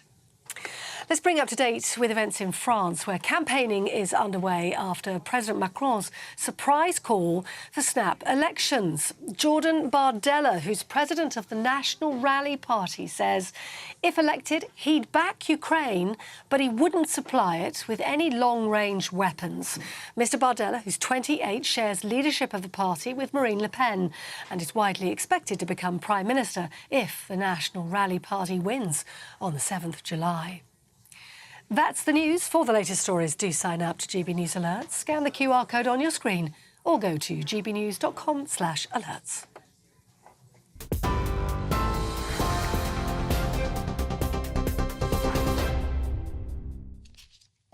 Thank you, Polly. Now, in a moment, I'll talk about the brand new opinion poll that's predicted the Tories will suffer their worst general election defeat in over a century. But first, let's go now to Belfast, where Sinn Féin are launching their manifesto. Thank you very much. That's a flavour of some of our manifesto, and I'd also like to welcome our other candidates from across the constituencies who are with us here today. I'd like to welcome members of the media who have joined us, and myself and Mary Lou are now happy to answer a few questions if you have them.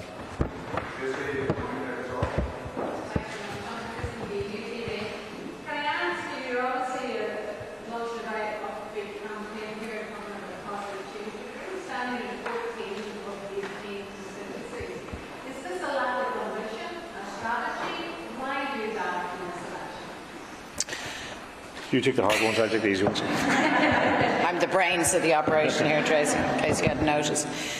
Far from it. We currently hold 7 seats.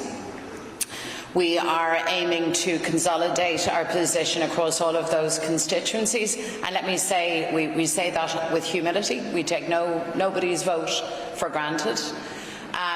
We also are looking to build our vote elsewhere. And then crucially, Tracy, we want this election to be a good news story for the Sinn Féin mandate, but also for a mandate for progressive MPs across the board.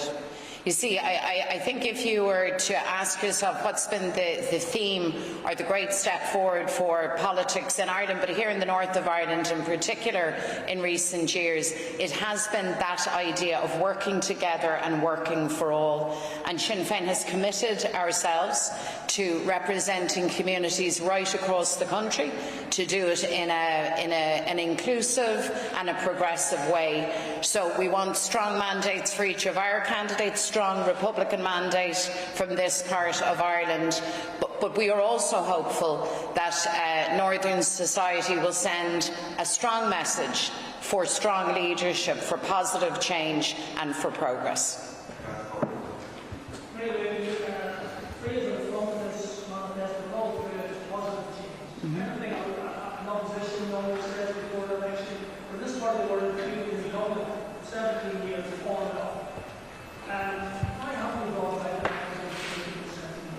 Pardon me? Well, I beg to differ. I think the change that's happened in Northern society has been absolutely immense, and I'm very proud that Sinn Féin and Republicans have been not alone at the heart of that, but in so many cases have driven that with great courage and with great ambition. I think if you look no further than the re-establishment of the executive in February last, and our colleague Michelle O'Neill coming to the office as a First Minister for all, if you observe how she and colleagues in the executive, including Conor and our Finance Minister Caoimhe Archbold, how they have worked so diligently for everybody, I think that is a story of change and it's a story of delivery. I will not pretend for a moment that it is not problematic that we don't have the full range of fiscal powers vested in Belfast. That's a problem. I don't pretend for a moment that it's not hugely problematic that Tory austerity has hit this place so badly, and that to this day the British government underfund, and they are aware that they are underfunding the north of Ireland. Of course those are challenges, and we need a united front to confront that. Partition, you know, is bad for your health. Partition has been bad for the economic prospects of this part of Ireland. Nobody knows that better than us. But have my colleagues worked hard? Have they delivered? They absolutely have. And I'll tell you another thing. Very often they've delivered against the odds. They've delivered in very, very trying circumstances. So I look forward after this election to having a strong team of Sinn Féin MPs, working with the rest of us right across the island, working internationally as well, to do the right things and to continue bringing about the right change for Ireland and for the north of Ireland. And I'm very sure that we can do it. Our big task, in our opinion, and this is a collective responsibility right across the political system here, is to confront Tory austerity and any potential for an ongoing austerity agenda coming from London. There will be a change of government across the water, and with that change of government has to come a step change in how the North is funded, and we will work with everybody and we will stand absolutely resolutely to make sure that health, that education are funded properly, that our young people have the chance that they deserve here, that childcare is available to people, that our infrastructure is built out, and that we hold the British government and indeed the government in Dublin to account in terms of delivery of key infrastructure. I'm thinking in particular of Casement Park, but also of the A5. And that was Sinn Féin leader Mary Lou MacDonald launching the manifesto in Belfast. The party under a huge amount of pressure after some very disappointing results at the local and European elections in June. Favour thought to be widely out of step with the population on the topic, particularly of immigration. So all eyes on Northern Ireland. But now let's move on to the story that I broke at the top of the hour, and it's more terrible news for Prime Minister Rishi Sunak, because a new comprehensive opinion poll has predicted that the Tories will suffer their worst general election defeat in over a century. It also says that Labour is on course to win a 162-seat majority in 16 days' time. Well, let's take a look at the big MRP poll that was done by Morning Common and the newsagents. It has Labour winning 406 seats. It also puts the Conservatives on just 155 seats, and it says Jeremy Hunt and Grant Shapps will be among the senior ministers who will lose their seats. Now, the poll also predicts a major comeback for the Liberal Democrats, who it says will pick up 49 seats. And by contrast, the Scottish National Party is forecast to have a very bad night indeed, winning just 18 seats. It also gives Plaid Cymru 2 seats and the Green Party 1 seat. Now, interestingly, it says that Reform UK will not win a single seat. Now let's get some instant reaction with our political editor, Chris Hope, who joins me in the studio. Let's start, Chris, with the top line, the Conservative wipeout. Absolutely terrible news for Prime Minister Rishi Sunak. The worst result for them in modern times since 1906. A complete wipeout in Wales. Lib Democrats back to pre-coalition levels of popularity. I just wonder, though, look at these numbers, a majority of 162, so not as good for Labour as the landslide that Tony Blair got in 1997. They might even take that right now, because there are some polls which are much worse. Right. This actually, bizarrely, is better than expected for the Tory party, despite the fact they are, Labour have 162-seat majority, 0 seats for Reform, not even the 7 seats, which we had a bookie 1 to 5 giving Nigel Farage a chance to win his seat. That's not going to happen according to this poll. I should say, caveats, of course, all caveats with these big polls. This is an MRP poll, a very big poll, covering going down to seat level. There are 96 marginal seats here. Yes. Where the Tories are within 5 points of winning the seat. So it could be that the Tories get 203 MPs rather than 155. Equally, they could get as few as 107 seats if Reform carries on its surge in the polls we've seen elsewhere. Other big names to go. You mentioned Jeremy Hunt, Grant Shapps, Alex Chalk, the Justice Secretary Mark Harper, the Transport Secretary David T.C. Davis, who's the Welsh Secretary. Lib Dems also, I should say, gain heavily in the home counties, Oxford, Surrey, in South West Somerset. SNP, a bad night for them, according to the poll, as they're down to 18 MPs, Labour on 33. And just finally, the vote share, quite important to talk about this, 44% for the Labour Party, 28% for the Tories. So actually better than they're doing at the polls at the moment, 28%, 11% for Lib Dems, and Reform shrunk back to 8%, Greens 5%, SNP, of course, a Scottish party, 3%. So very, very bad. But this is better than we thought, given other MRP polls. And no, I mean, yet again, let's go back to this poll. This election wasn't forced at gunpoint on the Prime Minister. He called the election voluntarily. It happened. He called it, and it's going to be one of the worst gambles with his own reputation and his party's future, I think, for Rishi Sunak, ever taken by a party leader in modern history, if this happens. And yet, as you rightly point out, 155 seats, actually, a lot of Conservatives were bracing themselves for far worse. Far worse. Talking about the bookies, I was speaking to the bookie earlier, the best price at the moment is less than 100 seats, and the second best price is 72 or lower. Yeah. So, in actual fact, this wipeout might be seen as a good news wipeout. Well, this is and interestingly, Chris, can I ask one more point? The number of swing seats there, which can hugely vary the number of Conservative seats, it could go to 203 as opposed to 155, a swing of some 70-odd. Those are the seats where the Reform Party could be kingmakers. So this 0 seats for Reform still could be up in the air if the swingometer is so big in so many quite seats. easily, and there are loads of undecideds. I was talking to a senior advisor for the Liberal Democrats this week. They said that they think 25% of the votes in the blue wall are undecided. I think people have been a bit sick of politics for a bit, and they don't want to make the decision on this one, and they're holding back. So it is all to play for in the final 2 weeks, and we'll get to see the impact, I think, of the Reform UK manifesto out on Monday.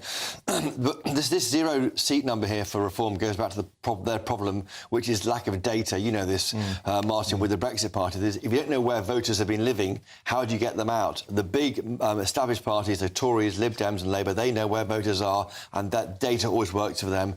Nigel Farage is aware of that. He's hoping that his volume, his noise on social media and profile can get him at least 1 seat. And an interesting thing here, this could well spell the death of the Scottish independence dream if this comes through. The SNP withering away, Labour being the biggest party north of the border. Surely independence will now just be put on the back burner for at least 10 years.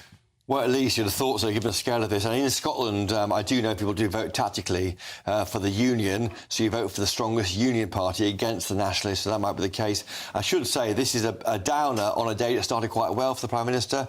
Inflation dead down at 2%, quite pleased with that. And he had hoped, I'm sure, when he was planning his election campaign, before he told us about it, that today would have been the start of the final push towards Election Day, buoyed by that really good news that we are down to 2% inflation. Prices still going up by a lot less than previously thought. Previously they were. And those storm clouds that opened on general election announcement day, still hanging over the Prime Minister and the Conservative Party. Chris, there's another big poll dropping at 5 o'clock, is there? Yes, and at 4:30 elsewhere. I'll bring the news straight to this chair as soon as I get it. I think 4:30 p.m. a Telegraph poll, we think, and 5 p.m. a big one over on Sky News. We'll bring that news as soon as we be able to get it. Chris Hope, it's Judgment Day on polling. Thank you very much. Excellent stuff as ever. Stay tuned for all of that coming in the rest of the show. But before all of that, it's now time for the Great British Giveaway and your chance to make this summer really special with over £16,000 worth of prizes up for grabs. And that's 15 grand, tax-free cash and a whole host of treats on top. Now, you've got to be in it to win it. And here's all the details that you need to enter. There's still time to win our Summer Spectacular with an incredible trio of treats, and you could win them. First, there's a fabulous £15,000 in tax-free cash to ensure this summer is special. What would you spend that on? Next, you'll also receive the latest iPhone 15 and a set of Apple AirPods. And finally, £500 to spend at your favourite UK attraction. For another chance to win the iPhone, treats and £15,000 cash, text WIN to 63232. Text costs £2 plus one standard network rate message. You can also enter online at gbnews.com/win. Entries cost £2. Or post your name and number to GB06 PO Box 8690 Derby DE1 9TT. UK only. Entrance must be 18 or over. Lines close at 5 p.m. on the 28th of June. Please check the closing time if listening or watching on demand. Good luck. Chris Hope just joking there. Was that Ed Davey on the roller coaster? But on a more serious note, a record 882 migrants crossed the Channel illegally yesterday. Can anything be done to stop this outrage? Will he ever stop the boat? I'm Martin Daubney on GB News, Britain's news channel.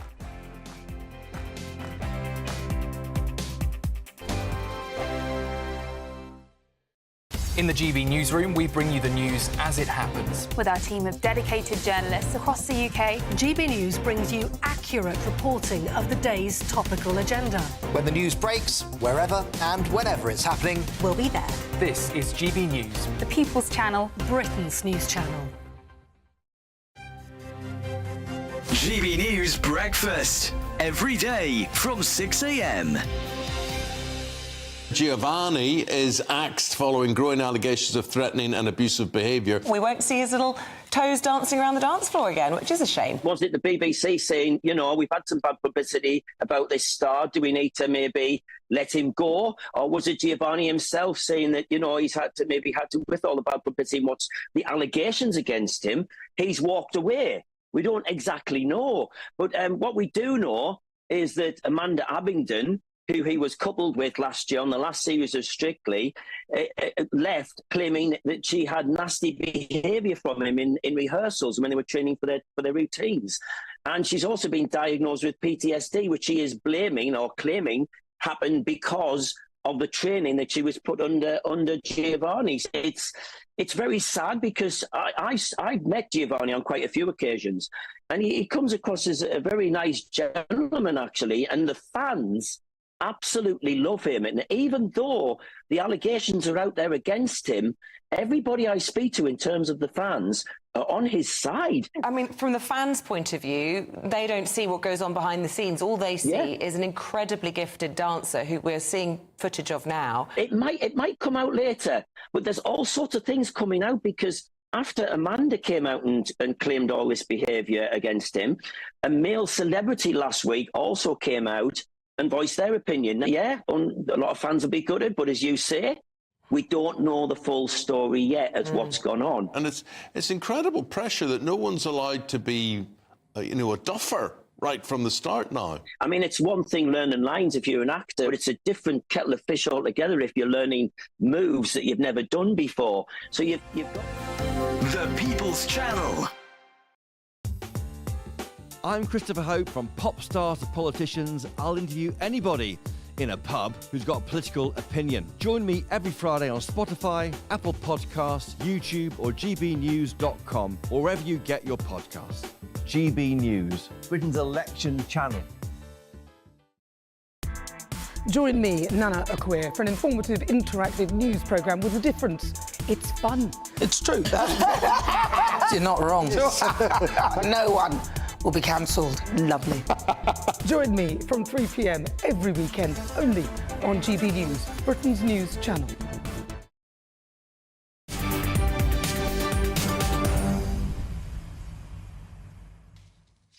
Welcome back. It's approaching 4:27. I'm Martin Daubney and this is GB News. Now to another massive blow to Rishi Sunak's pledge to stop the boats, because a record 882 people crossed the channel illegally yesterday, and that's the biggest daily total so far this year, as revealed exclusively by GB News. Now, the total number of illegal migrants who have crossed so far this year now stands at a staggering 12,287, and that's a 17% increase from the same period this time last year. Now, to discuss this, I'm joined by the immigration lawyer, Paul Turner. Paul, welcome to the show. So it never rains, but it pours for Rishi Sunak. 2 weeks from election day. This is the last thing he would have wanted, an extraordinary glut of illegal immigrants coming over the channel. Can we ever hope to stop the boats? Well, I was thinking about that, Martin, and I did think that if the Home Office implemented a proper system, they had received proper investment, they would be able to process the claims and then return people to where they'd come from. But I was looking at the figures in a bit more detail today, and it's quite disturbing. The majority of the people, about 75%, come from countries such as Afghanistan, Syria, Sudan, Iran, and Libya. Now, the fact is, we do not return anybody to those countries for good reasons, given the state of them. So if they get here, they are not going anywhere. And so I think looking at it, the only way this is going to stop is if there's some agreement reached with the French and an effective policing of the channel. It's simply not enough to say, well, as I would have said, we can just invest in the Home Office, they'll process the claims, because if they do, it's likely that these people will be granted refugee status. Well, there's a couple of points to pick up on there, Paul. The first one being, of course, a lot of those coming over the channel, we know, throw their documents in the channel. So we have to take their word of which country they're coming from. That's the first point. How do we prove that? The burden of proof is massively in favour of those claiming to be from a war-torn country. Let's not forget, they've left France, which isn't a war-torn country. They're in a safe country. But on the topic of returns, do you think that what we're looking at is from the Labour Party, this promise to go downstream, to smash the gangs, to work with the French, to work with the European Union? Paul Turner, we've heard all of this before, and we do all of that now.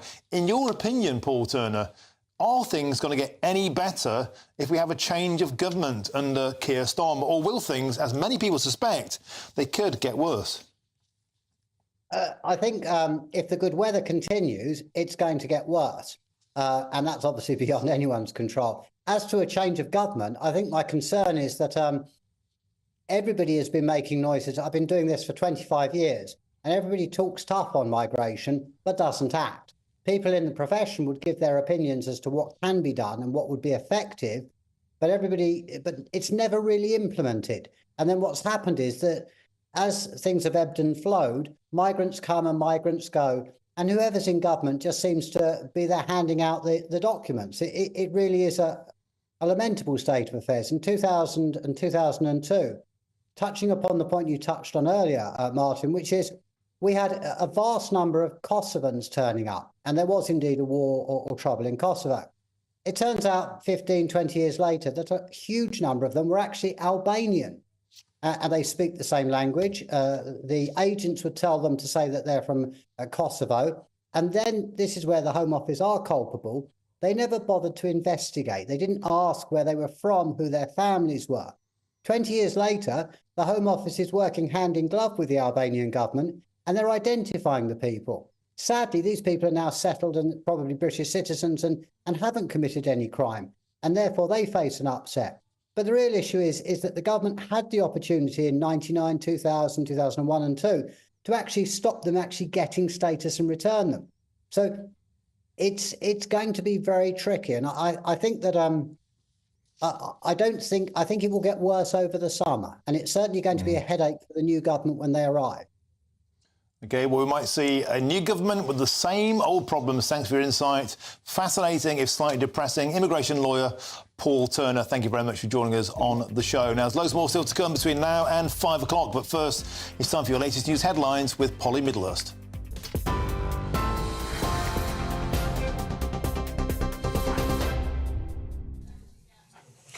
The headlines this hour: a teenager's been jailed for a minimum of 16 years for the murder of a 17-year-old at a party in West Sussex last year. Jura Varibrus, who's 17, stabbed Charlie Cossa in the chest on a crowded dance floor. More than 100 people were at the party in the grounds of a farmhouse when the attack took place. Also in the news today, the jury in the trial of Constance Martin and Mark Gordon has failed to reach a verdict on charges related to the death of the couple's newborn child. The baby was found on an allotment near Brighton last year following a high-profile police search. And a former Fujitsu boss has denied any responsibility for the Horizon scandal because he said he was never made aware of problems with the software. Richard Christou, who was chief executive between 2000 and 2004, told the inquiry technical faults were never raised with him, and he regarded the Post Office as a satisfied customer. And 2 Just Stop Oil protesters have been arrested after spraying orange powder paint on Stonehenge. Video posted online shows members of the public trying to prevent the vandalism. The Prime Minister called it disgraceful and the Labour leader branded the group pathetic. And Prince William has joined the Queen in the royal procession on day 2 of Royal Ascot today. Her Majesty led the way in Berkshire with the Duke and Duchess of Edinburgh, who are celebrating their 25th wedding anniversary, among those waiting to greet them. That's the latest headlines. For the latest stories, do sign up to GB News Alerts. Scan the QR code on your screen or go to gbnews.com/alerts.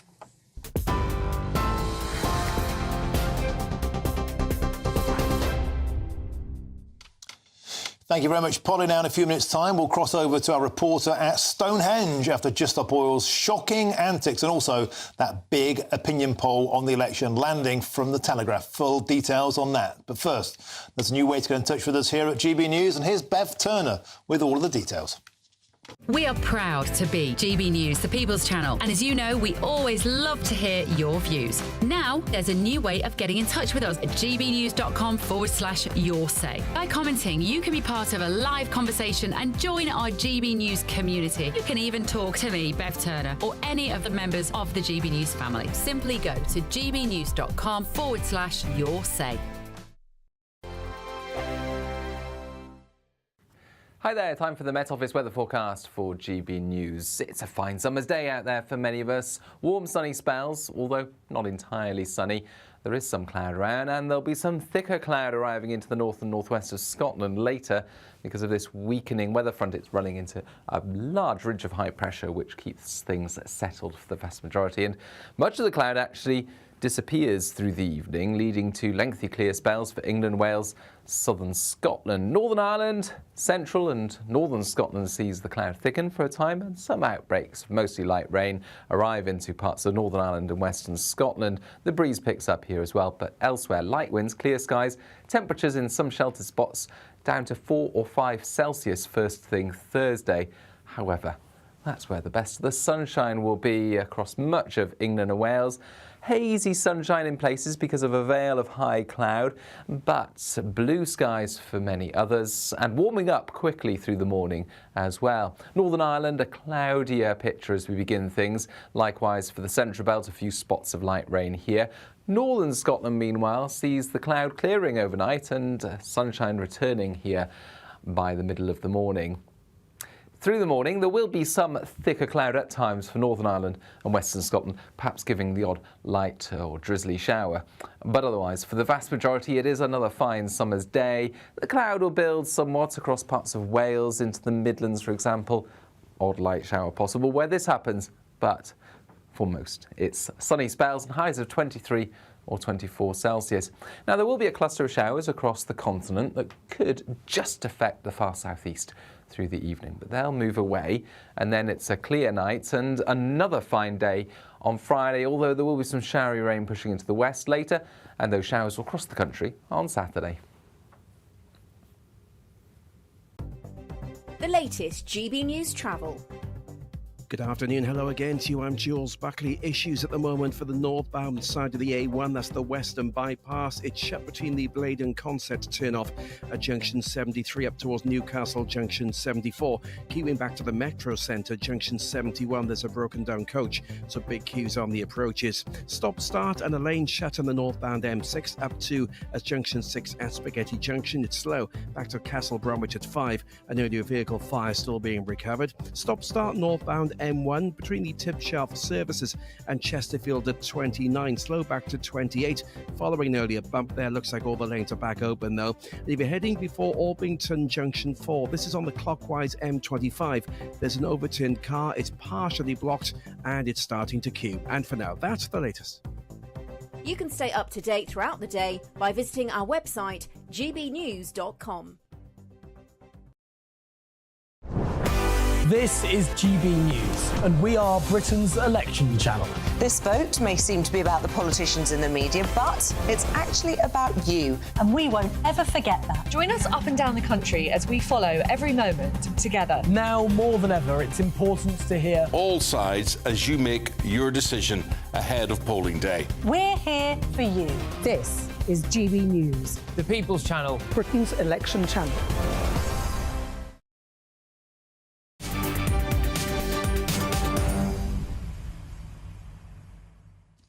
Welcome back. Your time is 4:38. I'm Martin Daubney. This is GB News. Now, at the top of the show, we broke the news that a major new opinion poll says the Conservatives will suffer their worst general election defeat for over a century. But there was one bit of good news for Rishi Sunak today. Inflation is back down at the Bank of England's target of 2% for the first time since July 2021. And Chancellor Jeremy Hunt says that would never have happened under the Labour Party. A year and a half ago, we had higher inflation than nearly any other major economy. Today, it is lower, and that shows the difficult decisions we've taken have paid off. That would not have happened under Labour. They refused to condemn the public sector pay strikes. That would have meant higher inflation for longer. Instead, we have lower inflation, taxes starting to come down, and hopefully now mortgages starting to come down.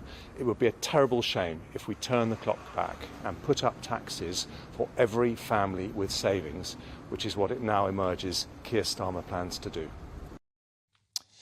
But Shadow Chancellor Rachel Reeves says people are still struggling and the Tories are the ones who are to blame. People are still really struggling because although inflation is back at target and that is welcome, of course, it doesn't mean that any of those price rises have been undone. Price rises have been very severe in the last few years. The cost of the weekly food shop up almost 30% since the last general election.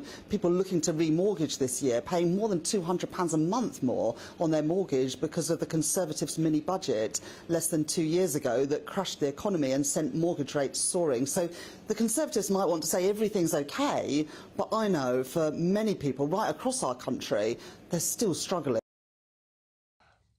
And the Liberal Democrats have responded to today's inflation figures by saying that despite the drop to 2%, voters will not be feeling any better off. And the party's spokesperson for health, wellbeing and social care, Daisy Cooper, blasted the Conservatives' economic record and described her party's vision for healthcare. Well, the hard truth is that for millions of people, they're not going to be feeling better off today. Food prices are 25% higher than they were just 2 years ago.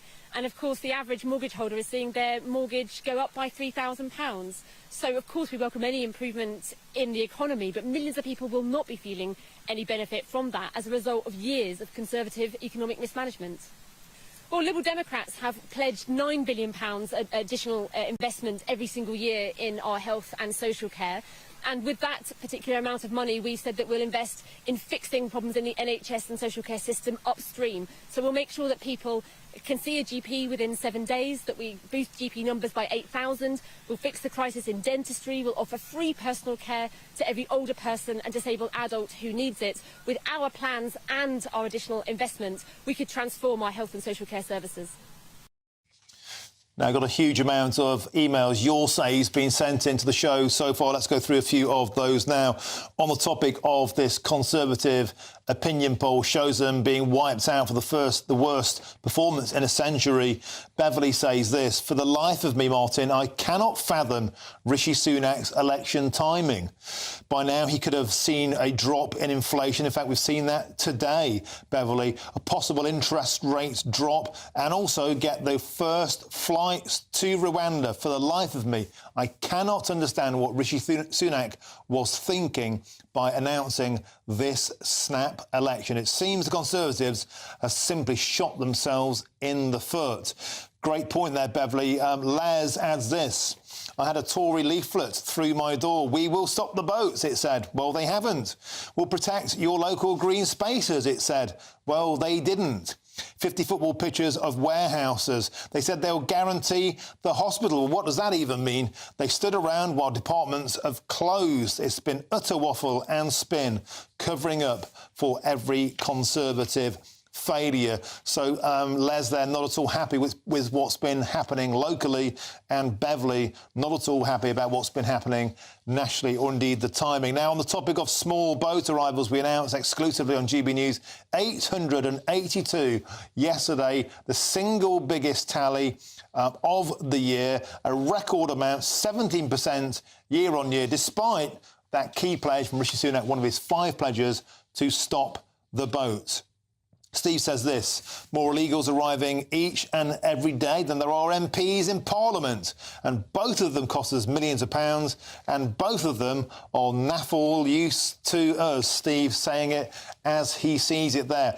And also, we've got Jeff Moody, our reporter, on his way to Stonehenge. You recall, we can show some footage now, I think, of Stonehenge being desecrated by Just Stop Oil protesters. We've had hundreds and hundreds of comments on this. Read out a quick few now. Neil says this: they'll get a slap on the wrist and they'll go straight back to doing what they do. This is lawless Britain under this Conservative mob. We never stood up to them, and this is the consequence. And David says this is utterly shocking. This needs to be stopped right now. Paul Scott adds this is one of the most sacred sites in the country, if not the world. These people need 5 years in chokey immediately. Now, it's a huge night for Scotland's football team, of course. They're playing Switzerland at Euro 2024, and they cannot afford to lose this, or they'll be on the flight home nursing a wooden spoon. I'm Martin Daubney on GB News, Britain's news channel.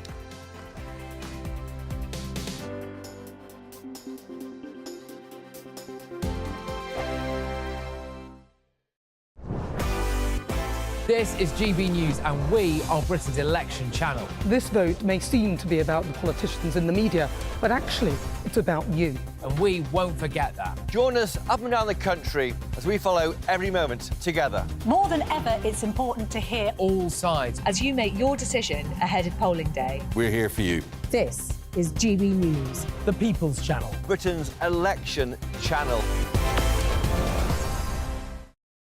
Nana Queer, weekends from 3 p.m. What about the elections? Because it seems that the King and everything is moving because of it, and we've got a lot of royal engagements and things that happen at this time. Yes, well, it means that he has to take more time and be at home. He can't go to all the things he wants to do. He's been doing 5 a day, which is probably made Camilla a bit cross. But what they still hope is that they can get the Japanese Emperor and Empress over. That's in July. That they go to France for the 80th anniversary of the fighting. And he will be able to do 1 or 2 things. And Ascot he's very keen to do. Now, those aren't things that are political in any way. Just want to talk about Harry and Charles's argument, where Harry said he didn't want to stay, he wanted to go to a hotel. And it's come out now that actually King Charles is believed that he was put into, as offered St James's, and Princess Anne stays there and Beatrice stays there. And this was for when Harry came over when for he his came 10th over, yeah, anniversary for exactly. Invictus. And the policemen are wandering around with guns, and there's no chance of actually there being any problem there. So the fact that he said that it wasn't safe for him was not actually a very sensible thing to say, I don't think. Well, he went to Nigeria, and that is, in the world ranking, it's ranked as quite a dangerous place. Yes, one of the dangerous places in the world. But now Harry and Meghan have been invited to go to Ghana. Oh, God. Well, it's interesting because my parents are from Ghana. I have Ghanaian heritage, and I'm thinking she'll probably then claim there's a percentage that she's Ghanaian as well. I'll be like, hang on a minute, you were Maltese, you're also Nigerian, and now you're going to say you're Ghanaian and German. Yeah. Come on. Thank you very much. Squeeze it in. Yeah, let's get them all in. Angela Levin, thank you very much. Thank you. The People's Channel. Good afternoon, Britain. Your lunchtime update on the stories that matter across the UK. From breaking news and insightful analysis, inspiring stories and lively debates. You're comparing yourself to a former Prime Minister. Which is it? Stay informed, stay updated, stay entertained. I just don't know how anyone would not want to be there. Every weekday from midday. We are Good Afternoon Britain, only on GB News. Britain's news channel. GB News is Britain's election channel. And when the big stories break, we're tackling them on Britain's newsroom. When we disagree, and we disagree a lot, it's even livelier than normal. We don't disagree that much. We do. His comedy, though, is revolting. I knew her, unlike you. That explains Beverly Turner's temperament. It's a bit frosty in here, isn't it? He'll have one of me one day. Yeah, for dartball practice. Britain's newsroom on GB News. Weekdays, 9:30 a.m. GB News, the People's Channel, Britain's news channel.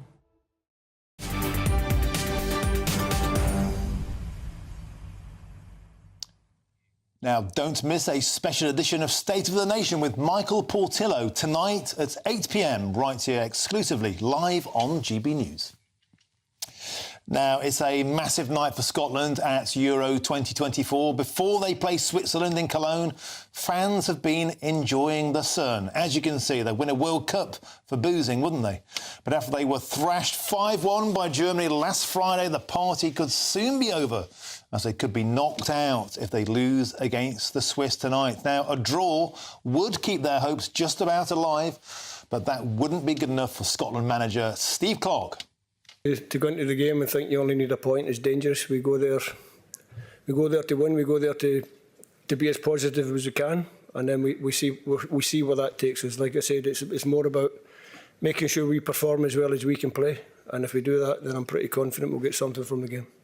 Obviously, they want to go back to the pitch and play better. So I think that's pretty standard when you play so poorly and you let yourself down. You want to go out and make amends. So that's where their mentality is. Well, let's head north of the border now and cuts to our Scotland reporter, Tony Maguire. Tony, welcome to the show. You're live there in Glasgow. Everything to play for. Tonight's the night. The Tartan Army, Scotland must deliver, or they'll be on that flight home. Yes, good afternoon, Martin. I am here outside Hampden Stadium, the home of the Scottish international side. And I must say, I was expecting something a little bit louder, a little more of a party atmosphere, but it's quiet here. But all that tells me is that it's all hands on deck for the Tartan Army over in Germany. As you say, it's make or break. Scotland really face being first in, first out tonight when they face off against Switzerland. And that is match of the Group A is on at 8 o'clock. Now, we heard them as well from Steve Clarke. You know, he told the reporters this week that after that 5-1 drubbing at the hands of Germany, you know, he had to kick some backsides and give some cuddles. And we're only a few hours away now from finding out whether that love and affection has actually made any of the difference. But of course, you know, there's so much going on in Scotland just now. But I took to the streets of Glasgow yesterday and I asked people pretty much what their feelings were about tonight's match. But there was a twist. You know, we got them to choose between Scotch tablet and Swiss chocolate, and to see whether their inner demon, their inner hunger somehow betrayed who they thought they would win. A lot of unscientific pop psychology, but the results speak for themselves. Does that mean that you're both hopeful of a Scotland win tomorrow night? Aye. It would be good, but Switzerland played well. Maybe Scotland always. We'll see. No Scotland, That's a very no sitting on the party, fence answer. That. No? Not like Tablet. All right, okay. Scotland are going to win, they're going to bring the Euros home, get it back to Scotland in you. Well, if they keep it going, maybe they should. Okay. Maybe they should. Maybe there's a few parallels, you know, between Germany. Optimistically, one each. Go for a draw. I feel like you should get a bit of tablet as well. Do you want a bit of tablet? Fair enough. If Scotland go out early, will you support England? No. Absolutely not. No chance. No. No. Definitely not. No chance. Well, what? No. No. No. Perfect. So we are a family of nations, but as you can tell from those last few clips there, you know, when football comes to football, all bets are off. But as one of those citizens of Glasgow said there, no Scotland, no party, and that is going to be on the mind of every member of the Tartan Army over in Germany tonight. Well, Tony Maguire, there's optimism and there's delusion. There's glass half full and there's what have you been drinking? That young lad there who said Scotland can bring the European Championship home. Tony Maguire, you've got to admire his optimism. But, I mean, come on, mate, that guy must still believe in Santa Claus. Tony Maguire, live there from Hampden Park. Superb. The sun is shining on you, at least for now. Thank you for joining us. Always a delight to have you on the show. Now, that's all for this hour, but stay with me. Take a deep dive into this major new poll which spells disaster for Rishi Sunak. And I'm just going through some of the top lines now. Absolutely astonishing. This is a Daily Telegraph poll, literally just being published. Get ready for this. It predicts Rishi Sunak is set to lose his seat. The Prime Minister set to lose his seat in this Telegraph poll. It gives the Conservatives just 58 seats. That is an apocalyptic vision. A wipeout of the Conservatives puts the Labour Party on 516 seats. That's a majority, wait for it, of 382. Now, you remember the Conservative majority of 80 was called a whopping majority. This is indeed, if this poll is true, and it's quite different to the poll we covered at 4 p.m, this is a super majority. It also has the Liberal Democrats on 50 seats, a resurging Lib Dems, and interestingly, it has Reform, the Reform Party, also on 0 seats. Now, it also says that 3/4 of the Conservative cabinet will be booted out at the next election. This is an astonishing poll from the Telegraph. Another one is expected to land at just after 5 o'clock. So we've got two to discuss. An astonishing set of apocalyptic results here for the Conservative Party. We'll have full analysis on this throughout the rest of this hour. Just to repeat some of this, Sunak to lose his seat, 58 seats left for the Conservatives, 516 for the Labour Party, a majority of 382 seats, 50 seats predicted for Ed Davey's Liberal Democrat Party, surging back, no seats for the Reform Party. A huge amount to discuss with our political editor, Chris Hope, after this. But before all of that, here's your weather with Aidan McGibbon.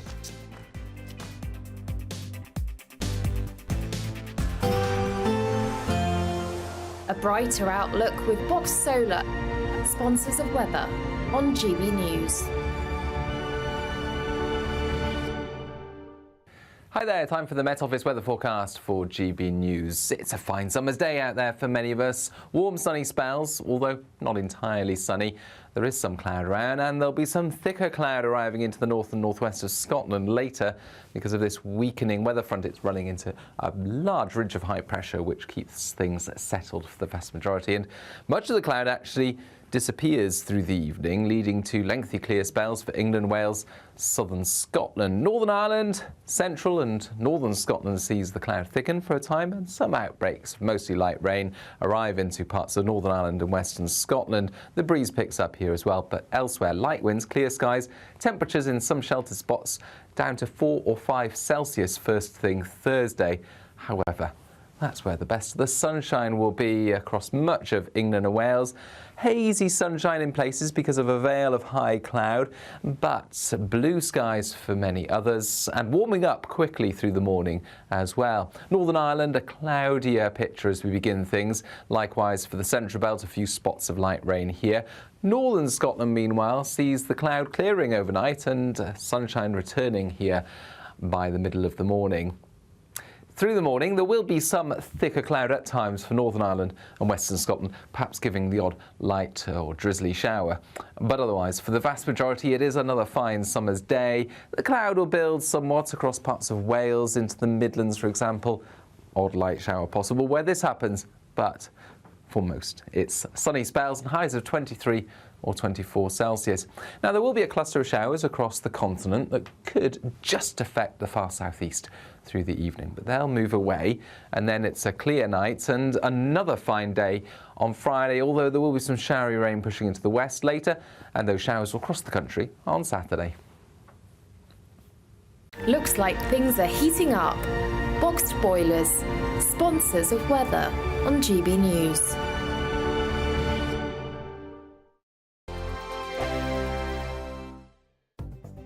The latest GB News travel. Good afternoon, I'm Jules Buckley. There's still queues on the A1, the northbound side of the Western Bypass this afternoon. Blaydon Junction 73 up to Newcastle 74. A lane shut for broken down coaches queuing back to Junction 71. The earlier breakdown on the southbound M1 when it's cleared before Junction 40 at Wakefield, but still slow going. Stop-start southbound down the M1 just towards Chesterfield.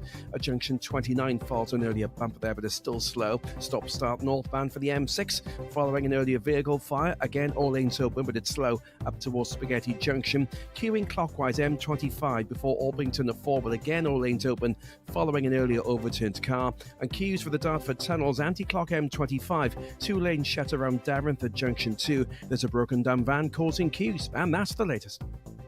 You can stay up to date throughout the day by visiting our website, gbnews.com.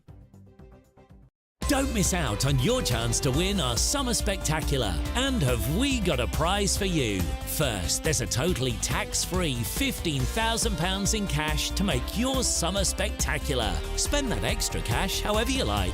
You'll also win a brand new iPhone, Apple AirPods, and if that wasn't enough, a £500 voucher to spend at your favourite UK attraction. So you can enjoy amazing days out this year. For another chance to win the iPhone, treats, and £15,000 cash, text prize to 63232. Text costs £2 plus 1 standard network rate message. You can also enter online at gbnews.com/win. Entries cost £2 or post your name and number to GB06 PO Box 8690 Derby DE1 9TT. UK only. Entrance must be 18 or over. Lines close at 5 p.m. on the 28th of June. Please check the closing time if listening or watching on demand. Good luck.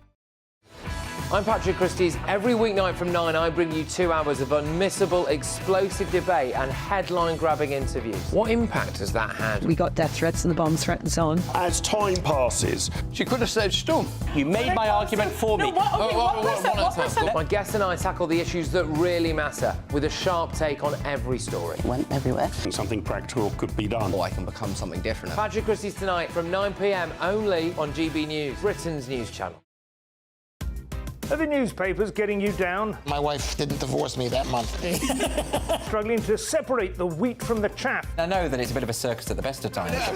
Well, don't worry, Headliners has got you covered. We'll take the burden of reading the day's news, and if we get depressed, who cares? It's an occupational hazard, frankly. That's Headliners on GB News from 11 p.m. till midnight, and the following morning, 5 till 6 a.m. on GB News, the comedy channel. Nah, just kidding. Britain's news channel.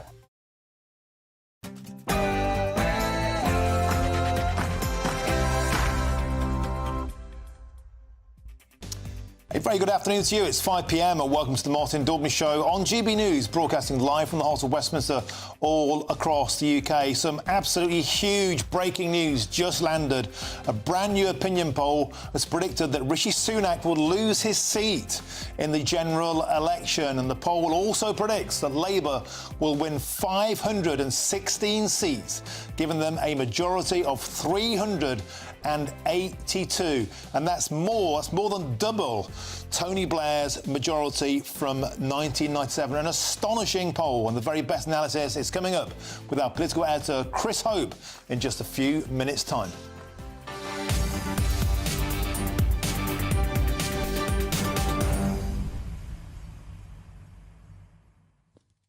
Welcome to the show, and Conservative voters may wish to look away now, because this poll for the Daily Telegraph, conducted by Savanta and Electoral Calculus, has just landed, and it's the most apocalyptic report we've seen for the Conservatives since this electoral cycle began. It's an absolute carnage for the Conservative Party. The electoral map is a sea of red with pockets of yellow and pockets of blue. It's an astonishing reset of the British electoral landscape. If this poll comes true, 3/4 of the Conservative cabinet will be wiped out. Rishi Sunak will lose his seat. An incredible poll. We'll have full analysis shortly. I'll be joined by Chris Hope in the studio for full reaction. Get in touch, have your say. Are you surprised by this?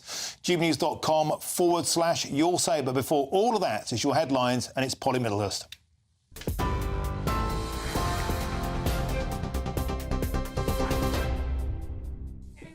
Good afternoon. The latest news from the GB Newsroom.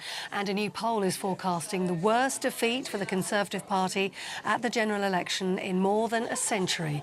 The survey by the group More in Common and the newsagents suggests Labour will pick up 406 seats, giving them a majority of 162. The Conservatives would hold just 155 seats. That's the worst result in modern history. The Liberal Democrats would take 49 seats, with 18 going to the SNP. The poll doesn't predict any victories for Reform UK. In other news today, the jury in the trial of Constance Martin and Mark Gordon has failed to reach verdicts on charges related to the death of their newborn child. Their little girl, Victoria, was found dead on an allotment near Brighton last year. They were later arrested following a high-profile police manhunt. Prosecutors will now determine whether to seek a retrial. A former Fujitsu boss has denied any responsibility for the Horizon scandal because he says he was never made aware of any problems with the software. Richard Christou told the inquiry he felt aggrieved after initially believing the Horizon system was one of the company's major successes. He was chief executive of the company between 2000 and 2004 and says he always regarded the post office as a satisfied customer. But more than 700 sub-postmasters and mistresses were prosecuted by the Post Office and handed criminal convictions between 1999 and 2015 after Fujitsu's faulty system made it appear as if money was missing from the branches. For the first time in nearly 3 years, inflation has fallen to the Bank of England's 2% target. It's boosted hopes of an interest rate cut in the coming months. Most analysts were forecasting the drop, which is down from 2.3% in April. The Chancellor, Jeremy Hunt, says it's great news, but claims that inflation could rise again if Labour wins the general election. A year and a half ago, we had higher inflation than nearly any other major economy. Today, it is lower, and that shows the difficult decisions we've taken have paid off. That would not have happened under Labour. They refused to condemn the public sector pay strikes. That would have meant higher inflation for longer. Instead, we have lower inflation, taxes starting to come down, and hopefully now mortgages starting to come down. It would be a terrible shame if we turn the clock back and put up taxes for every family with savings, which is what it now emerges Keir Starmer plans to do. Hunt. However, Labour's shadow Chancellor Rachel Reeves is warning the cost of living crisis isn't over and prices are still going up. Price rises have been very severe in the last few years. The cost of the weekly food shop up almost 30% since the last general election. People looking to remortgage this year paying more than £200 a month more on their mortgage because of the Conservatives' mini budget less than 2 years ago that crushed the economy and sent mortgage rates soaring. So the Conservatives might want to say everything's OK, but I know for many people right across our country, they're still struggling. Now, in other news today, a baby girl has been killed by a pet dog in Coventry. That's according to West Midlands Police. The 7-month-old little girl was rushed to hospital after being bitten on her head during the attack, which happened on Sunday, but we understand she died shortly afterwards. According to police, the dog was not classed as a dangerous breed, but has been humanely destroyed. The Scottish National Party is promising another independence referendum to fight for an end to austerity and to rejoin the European Union. Launching their manifesto, the leader John Swinney says he also wants to see an end to the 2-child benefit cap. Scottish Labour criticised the First Minister, saying he's woefully out of touch. And elsewhere, George Galloway pitched himself as the antidote to both Labour and Reform UK as he launched his Workers' Party manifesto. He says he wants a referendum on the transition to net zero and promised to scrap ULEZ. In France, campaigning is underway after President Macron's surprise call for a snap election. Jordan Bardella, president of the right-wing National Rally Party, says that if he's elected, he'd back Ukraine, but he wouldn't supply it with any long-range weapons. Mr Bardella, who's just 28 years old, shares leadership of the party with Marine Le Pen and is widely expected to become Prime Minister if the National Rally Party wins on the 7th of July. Meanwhile, in North Korea, Kim Jong-un has taken to the road in a Russian limousine after it was gifted to him by Vladimir Putin. The US Secretary of State Antony Blinken says the state visit is a sign of Putin's desperation to find allies who will support his war in Ukraine. And here at home, Prince William has joined the Queen in the royal procession on day 2 of Royal Ascot. Her Majesty led the way with the Duke and Duchess of Edinburgh, who are also celebrating their 25th wedding anniversary today. That's the news. For the latest stories, do sign up to GB News Alerts. Scan the QR code on your screen or go to gbnews.com/alerts.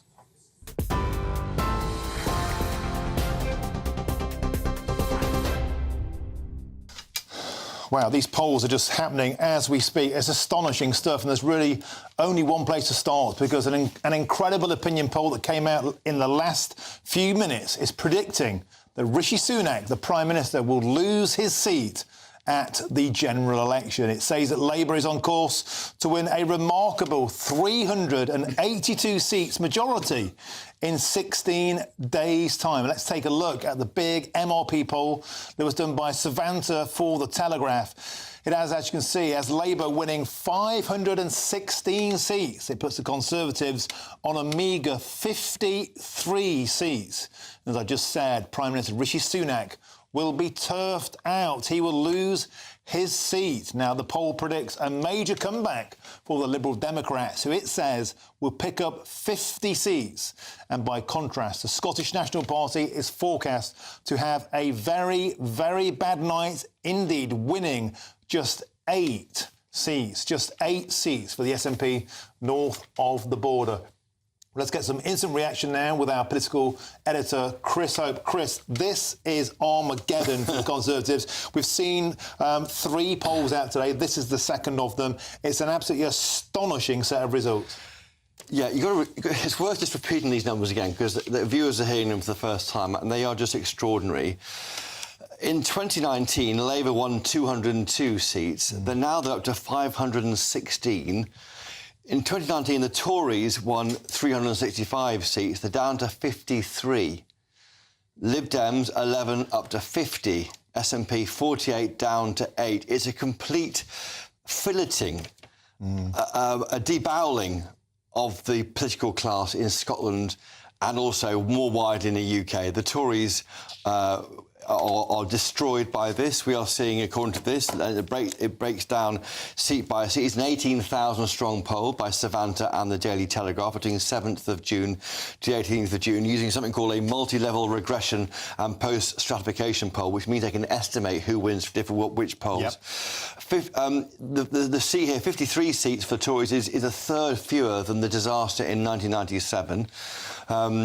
No sitting PM has ever lost their seat. Arthur Balfour nearly lost his seat, but back in 1906, but he resigned as Prime Minister and lost it when he was leader of the opposition. Caveats here, because Reform UK has only recently been set out separately as Reform UK rather than others. So Reform UK could be being underestimated in this poll, but we are seeing 3/4 of the Tory cabinet wiped out. But they do say here that a small improvement in the Tory vote share could improve that seats, but that is extraordinary. I've got to remind viewers, by the way, of the first MRP poll that we did for GB News. In fact, we were the first across the board, and many discounted it then. That was in the 31st of May. We said then that the Tories would be left with maybe as few as 66 seats or 72 seats without tactical voting. This is 53 seats. The Tories are going backwards in a general election that they called voluntarily themselves. Yeah, and it's worth pointing out, just to put this in context, that majority of 382, we were talking about, would it be a Blair-style landslide? This is more than double Tony Blair's majority of 179 in 1997. It's more than the actual number of Tory MPs at the moment. The majority of Labour is bigger than the entire number of Tory MPs just finished in Parliament before Parliament was dissolved. This is extraordinary. Again, lots of polls out there, and they are on the detail. The trend is for a massive majority for Labour across all of the MRP polls, and the Tories having a complete nightmare on July the 4th. But the detail is different, and we are seeing it in other polls dropping elsewhere. A UCA poll just dropped, giving Reform 5 MPs, for example, rather than 0. We heard earlier from a pollster offering 1 to 5 odds that Nigel Farage will win his seat. So I think around on the detail, this could fluctuate quite a lot. And we're going to be speaking to someone from YouGov around about 5:30, I believe, to go over that. That's quite a different set of results, but an astonishing turnaround. 311 lost seats by the Conservatives, 314 gained by the Labour Party, the Liberal Democrats gaining 39, the SNP losing 40. This is a huge reset. It is, but were Rishi Sunak sitting where I am, he'd be telling you the only poll that matters is July the 4th, of course he would, and polls are wrong in the past. The problem they've got is there's a trend that goes back to the first GB News electoral calculus poll on May the 31st until now, and there've been, I reckon, 6 or 7 or 8 polls of this scale since then. They are all forecasting at least a triple-digit Labour majority, landslide majority, and the landslide, by the way, in old money is over 100. This is triple landslide. A triple landslide, a supermajority for the Labour Party if it comes to pass. And yet, Chris Hope, 3 polls in one day giving very, very different results. Does that say to us... Well, the trend's there. I mean, does that say to us, though, Chris, that we have such volatility in the electorate? We have so many people who are undecided. We have such apathy. Even these could be wrong. I would challenge that and say not very different. The trend is there for Keir Starmer being in 10 Downing Street with a massive majority. Those are the trend across all 3 polls. What is different, I think, is the scale of Labour's victory. And what is different there, I think, is that I think the undecideds are key. Now, I've been told that just in the yellow-blue wall in the southwest of England, maybe 25% of people haven't decided how they're going to vote yet. And I think that is what we're seeing here. Because of the undecideds, people just cheesed off with politics. They don't want to commit to anything, none of the above. And that, of course, is helping Reform UK in the polls. I think that is what is driving the variation in how big is Labour's landslide. But be in no doubt, these 3 polls give Sir Keir Starmer a huge supermajority on July the 4th. Chris Hope, don't go anywhere, but let's get some Conservative reaction to this astonishing set of polls right now, because I'm joined by former Conservative member of the European Parliament, David Campbell-Bannerman, who joins me now. There's no glossing this, there's no sugarcoating this. This is Starmageddon. This is a total wipeout for the Conservatives. It's just the margin of destruction. David Campbell-Bannerman, this must bring you no comfort whatsoever. A dark day for the Conservatives if these numbers come to pass. Well, that's right, Martin, I'm afraid. I mean, it's astonishing, these figures. And I think, this is a poll. Let's remember that. It's not the final result. And it may well shock Conservatives who are thinking of not voting or swinging to Reform to think, do we want to hand Labour this massive supermajority, and things can change in the last week. But I think Chris is right. Obviously the prevailing trend of all these polls is towards a big Labour majority, and that frightens me. Super wokeism, return to the EU. They want to get close to the EU again. They're not to be trusted on the EU or Brexit. So I am worried. I would say the one thing I can take out of it was this: the Conservatives did this badly in 1906 when a certain Sir Henry Campbell Bannerman won for the Liberal Party then. So there is some historical analogy here, but it's the wrong way around, of course, and I'm very concerned about it. Yeah. David, it's Chris here in the studio. Yeah. You were a big fan of Boris Johnson. You've been an ally of his going back since he was defenestrated by his own MPs back in 2022. What does this say to you? Was it a huge mistake to get rid of Boris Johnson? And should he come back, frankly, to save his party? Well, yes, Chris, it's utter disaster. In his resignation speech, Boris said we're a couple of points behind. It was actually 2 to 4% then. Then it went down to about 24% under Rishi. And there's no excuse from Rishi, to be honest. He said everything would be better, and it isn't better. But we're stuck with it now. We've got to get the best Conservatives in. We've got to back those and make the best of it. But, this is extraordinary. It's historical. And my worry is it could be over 10 years of Labour, and the damage they can do to our country in that time is very, very concerning. David, do you think it's fair and proper at this stage to be saying, if you vote for the Reform Party, you'll get the Labour Party? Surely this is on the Conservatives. And who is the captain of the Titanic, be it Rishi Sunak, be it Boris Johnson? You've been in power for 14 years. Migration has gone through the roof. Net zero targets have punished voters. Wokeism, that's happened on the Conservative Party's watch. It's not enough to blame Reform. It's not enough to blame an incoming government. This is on the Conservatives. Well, obviously, the Conservatives have been in power for 14 years. Well, let's not forget 5 years as a coalition, and we've had COVID in between. But no, this isn't an excuse. There hasn't been enough delivery. And getting rid of Boris, an election winner who delivered us the biggest win since 1987, was an act of pure folly. And there must be a lot of MPs that thought it was a good idea sitting there now, wondering whether they have a future as an MP as a result.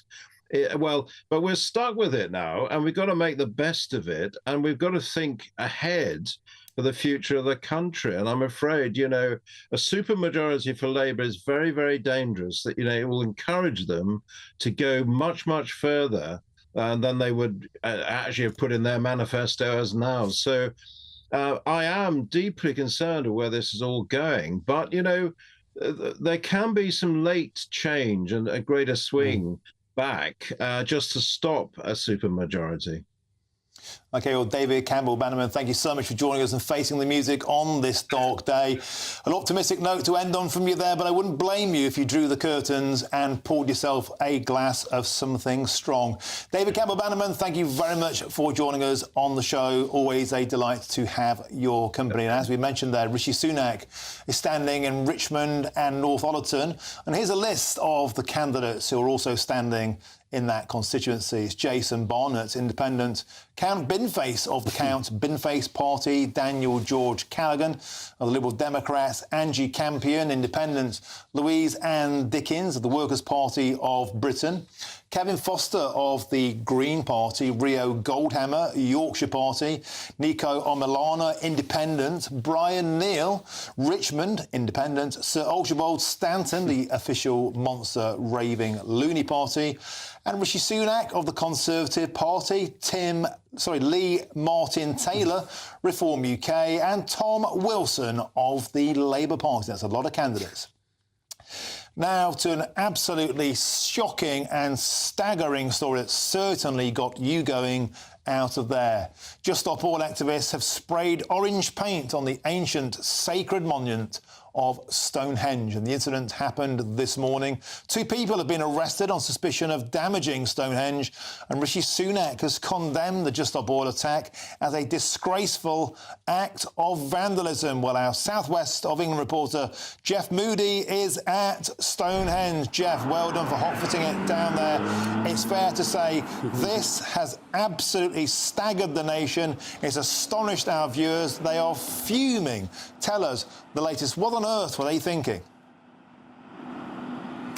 Well, they are. People certainly are fuming. Unfortunately, this is the closest I can get to Stonehenge at the moment. You can just about see it over my shoulder there. I'm on the edge of the A303, and there's always a lot of traffic around here, but particularly at this point, because this is where people slow down so that they can get a really good view of the stones. Well, it was around lunchtime, 12 o'clock today, that protesters sprayed this orange powder paint over Stonehenge. People did try and stop them. They tried to stop them spraying most of the paint, but unfortunately they didn't succeed, and 2 people were arrested. Wiltshire Police have said that Neve Lynch is a 21-year-old student from Oxford, and Rajan Naidu is 73 and from Birmingham. Well, as you said, the Prime Minister Rishi Sunak earlier on today described this as a disgraceful act of vandalism, and the Labour leader Sir Keir Starmer said the damage is outrageous and described Just Stop Oil as pathetic. Well, you asked why they have done this, and that's a very difficult question to answer, because they have always said that what they're calling for is no new oil and gas licences. Well, the Labour government has said that they don't intend, if they get into Parliament, they don't intend to issue any more licences. So it then begs the question, why would they continue today? And they're now saying that they've moved the goalposts a little. They're now saying that it's not enough for there not to be any new licences. They actually want us to phase out the use of gas and coal completely by the year 2030. So they've changed their mission slightly, and hence they're going to carry on these campaigns. Well, at the moment, we're not quite sure how much damage has been done. Of course, tomorrow is the summer solstice. Thousands of people descend on Stonehenge tomorrow evening from around 7 o'clock to watch the sun set on the longest day of the year, and then to camp out overnight right by the stones in order to see the sunset on Friday morning. English Heritage are now looking to see how much damage has been done. Well, Just Stop Oil has said, look, there isn't much damage. It's only powder paint, a little bit of rain and it'll wash away. But English Heritage are not quite so sure that that's the case. They're getting experts who are looking at the site at the moment to see if there is any permanent damage. But this will, of course, raise lots of questions as to how close we can get to the stones. If you go to English Heritage and you pay to get in, it's £33, by the way, to get in, you can get quite close to the stones, although they do make you stick to a path. But as we've seen today, it's very easy to hop over that fence and get very close to the stones. So this will certainly raise many, many questions now as to whether we can continue to go so close to the stones. Thank you, Jeff Moody, live there at Stonehenge. Worth pointing out that Sir Keir Starmer has said Just Stop Oil are pathetic, and Rishi Sunak has said Just Stop Oil are a disgrace. And in fact, the official Twitter account of Stonehenge itself has said, expect a prison sentence, probably in their finest Brian Blessed-style voice. The Stones themselves there seem to be condemning the actions of Just Stop Oil. An outrageous story. We'll have more on that throughout the rest of the show and the evening. Now, still to come, the shocking new figures which reveal that UK cancer survival rates are 20 years behind European countries. I'll speak to an oncologist as to why this is the case and why we need root and branch reform of the NHS. I'm Martin Daubney on GB News, Britain's news channel. GB News is Britain's election channel. And when the big stories break, we're tackling them on Britain's newsroom. When we disagree, and we disagree a lot, it's even livelier than normal. We don't disagree that much. We do. His comedy, though, is revolting. I knew her, unlike you. That explains Beverly Turner's temperament. It's a bit frosty in here, isn't it? He'll have one of me one day. Yeah, for dartball practice. Britain's newsroom on GB News. Weekdays, 9:30 a.m. GB News, the People's Channel, Britain's news channel. This is GB News, Britain's news channel. Plenty of mixers, plenty of lovely gin. Yes. What have you got here for us? Just explain what you've brought in. So today I'm going to be presenting the Cotswolds Dry Gin and the Cotswolds Wildflower Gin. Ooh. So the first one that was introduced into our market was the Cotswolds Dry Gin. Now we have 9 different types of botanicals. We introduce into our pot still. We introduce well, obviously juniper berries because it's a London dry. Angelica roots and coriander seeds, giving it that little limey flavour. Also, cardamom seeds, then black peppercorn, giving it a little spice. Ooh. And then the part that is more interesting that regards to the pouring, we have the grapefruit peel and the lime peel. We're going to start with the Cotswolds Dry. Okay, so the first one introduced. So Ellie was taking the mick out of me this morning because I said my favourite gin was, what is it, pink lemonade? You like a pink gin and lemonade, yes. You called me, I'm going to say what you said. You said that's a bit girly.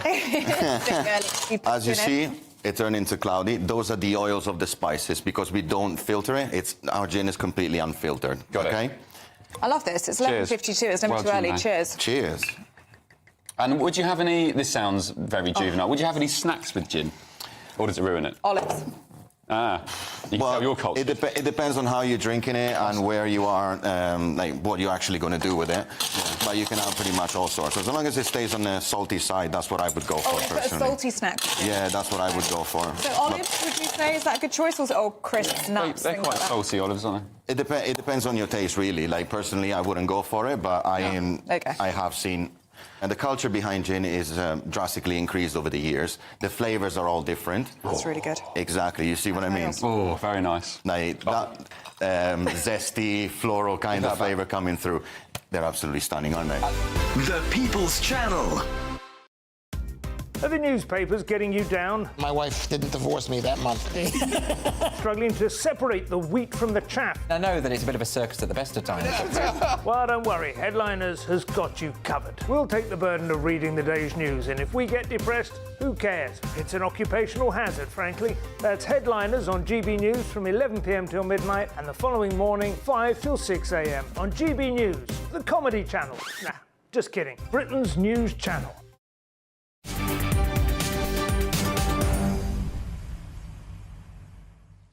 Welcome back. Your time is 5:27. That was me as a ghost. I'm Martin Daubney on GB News. Now to some truly shocking figures. Cancer survival rates in the UK are 20 years behind those in some other European countries. And the analysis by Macmillan Cancer Support covers prostate, bowel, breast and cervical cancer. I'm now joined by the oncologist, Dr. Carol Sikora, who's the former director of the World Health Organization's cancer programme. Welcome to the show, Carol. Always a delight to have your company. Some grim statistics here. Can we start off by saying how on earth has this been able to be allowed to happen? You know, it's a mystery, Martin. We've banged on about it. It's not the treatment. The treatment you get for cancer on the NHS is perfect, but you've got to get to the front of the queue to get it. And the time cancer patients are taking, by the time they get a GP appointment, by the time they get the scans, the biopsies, all the workup to actually start treatment, it often exceeds even the most generous NHS targets. The target is 62 days from the diagnosis of cancer to start treatment. In America, if you had to wait 62 days, you'd sue whoever was providing you the care. It should be 2 weeks at the most. In France, even in Poland, which is where my father comes from, and, you know, I was over there a month ago, they aim to treat the next week. You get treated next Tuesday. You'd never get that here. And it's just a terrible indictment of the system that's just creaking along. And Dr. Sikora, it says here we are stuck in the noughties. Sweden, Denmark, Norway, a host of other countries, simply decades ahead of our situation. What's the answer to this? The political parties at the moment seem to deify the NHS. Any talk of even tinkering with its operation is met with outright scorn. Dr. Sikora, you've mentioned many times there is a great need for reform. Do you think we simply need to address the elephant in the room? The NHS that produces these kind of outcomes isn't fit for purpose. We've got to do something different. I see nothing different in the manifestos other than Reform's manifesto. They're all the same. Shrine of the NHS. Let's worship the holy shrine, say nothing wrong with it, it's fine.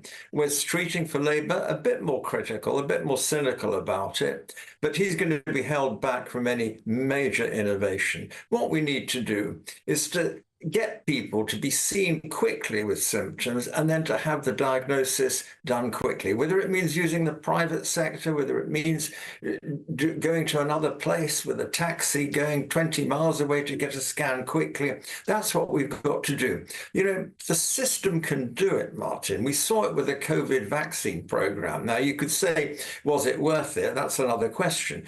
But the logistics behind that, the software, on my mobile phone, I've still got the batch numbers of my Pfizer vaccination. It shows it can be done. Okay, it costs and it needs a bit of willpower, but if it can be done for vaccinating a population, it can surely be done for the early diagnosis of cancer and its prompt treatment.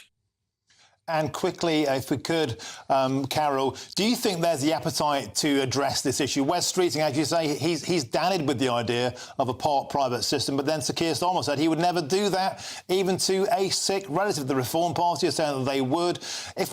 Do we need to severely change the way we look at cancer treatment across the NHS? And if so, do you have any faith that will happen?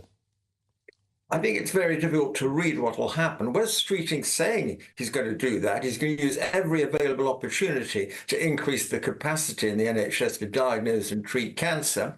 But there's ideological problems, because the only way is, one, to pay people overtime in the system. Hospital car parks, as you know, are empty at weekends. All that equipment, diagnostic and treatment equipment, just lying idle. This is crazy when we've got a backlog.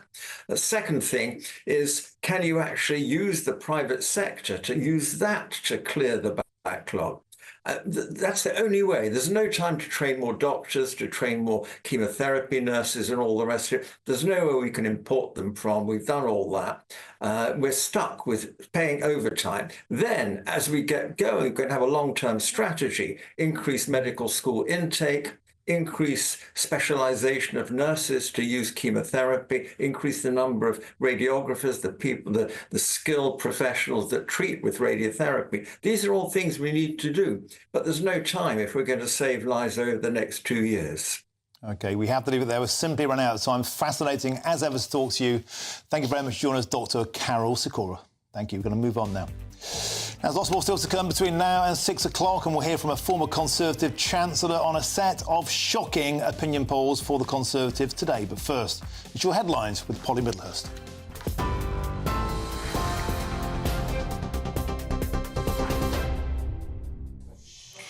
The headlines this hour: a new poll is forecasting the worst defeat for the Conservative Party at the general election in more than a century. The survey by More in Common and the newsagents suggests Labour will pick up 406 seats, giving them a majority of 162. The Conservatives would hold just 155 seats. That's the worst result for them in modern political history. The Lib Dems would take 49 seats, with 18 going to the SNP. The poll doesn't predict any victories for Reform UK. Also in the news today, a teenager's been jailed for a minimum of 16 years for the murder of a 17-year-old at a party in West Sussex last year. Yura Varibrus, who's 17, stabbed Charlie Cosser in the chest on a crowded dance floor. More than 100 people were at the party in the grounds of the farmhouse when the attack took place. And the jury in the trial of Constance Martin and Mark Gordon has failed to reach a verdict on charges related to the death of their newborn baby. The baby was found on an allotment near Brighton last year following a high-profile police search. And a former Fujitsu boss has denied any responsibility for the Horizon scandal because he said he was never made aware of any problems with the software. Richard Christou, who was the chief executive between 2000 and 2004, told an inquiry that technical faults were never raised with him, and he regarded the Post Office as a satisfied customer. Here at home, Prince William has joined the Queen in the royal procession on day 2 of Royal Ascot. Her Majesty led the way with the Duke and Duchess of Edinburgh accompanying her. They're celebrating their 25th wedding anniversary today. That's the news. For the latest stories, do sign up to GB News Alerts, scan the QR code on your screen, or go to gbnews.com/alerts.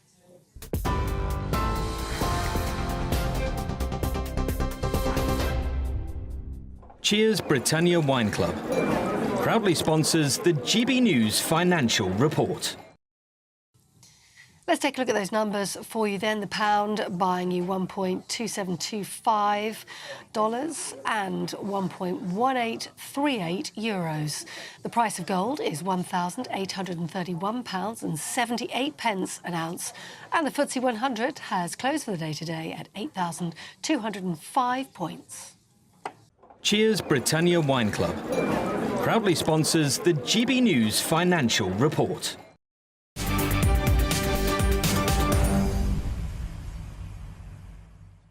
Thank you, Polly. Now, if you want to get in touch with us here at GB News, here's Bev Turner with all of the details.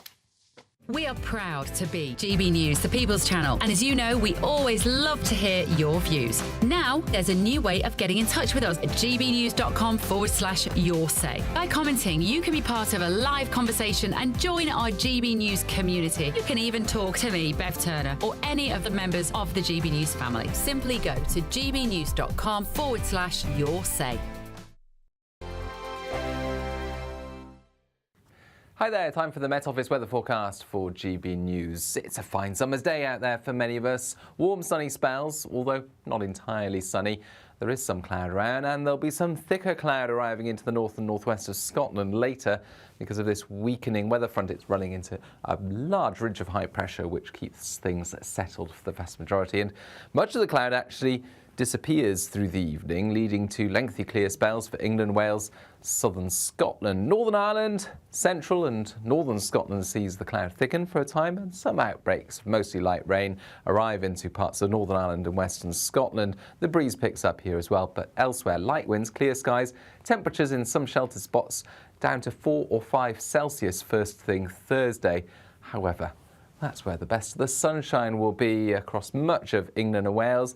Hazy sunshine in places because of a veil of high cloud, but blue skies for many others, and warming up quickly through the morning as well. Northern Ireland, a cloudier picture as we begin things. Likewise for the central belt, a few spots of light rain here.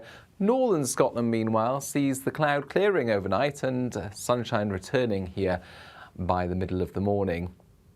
Through the morning, there will be some thicker cloud at times for Northern Ireland and Western Scotland, perhaps giving the odd light or drizzly shower. But otherwise, for the vast majority, it is another fine summer's day. The cloud will build somewhat across parts of Wales into the Midlands, for example. Odd light shower possible where this happens, but for most, it's sunny spells and highs of 23 or 24 Celsius. Now, there will be a cluster of showers across the continent that could just affect the far southeast through the evening, but they'll move away, and then it's a clear night and another fine day on Friday, although there will be some showery rain pushing into the west later, and those showers will cross the country on Saturday. The latest GB News travel. Good afternoon, I'm Johnny Ratner. Long queues continue heading south down the M6 through Staffordshire from junction 16 to the Keele services. So this is as you're heading towards Stoke-on-Trent, basically, where the left lane closed following an obstruction. In Shropshire, southeast of Newport, the A41 at Woodcut closed at the scene of an accident. And the M11 is partly blocked heading south of Cambridge, 11 to 10 between the A10 and Duxford at the scene of a crash. Really slow up the M1 heading north through Bedfordshire, partly due to the roadworks and the Luton Airport Spur junction 10, but a car broke down earlier on, adding to congestion. Kent stretch of the M25 crawling clockwise after a car broke down just before Orpington, and anti-clockwise really slow after a van broke down near to the Darren interchange. And in Tyne and Wear on public transport, trams are not stopping at Park Lane while emergency services deal with an incident. That's the latest. You can stay up to date throughout the day by visiting our website gbnews.com.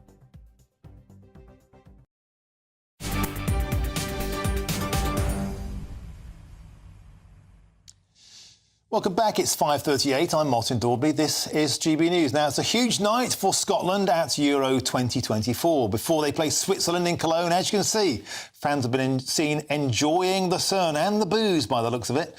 But after they were thrashed 5-1 by Germany last Friday, the party could soon be over for the Tartan Army, as they could be knocked out if they lose against the Swiss tonight. Now, a draw would just about keep their hopes alive, but that wouldn't be enough for Scotland gaffer Steve Clarke.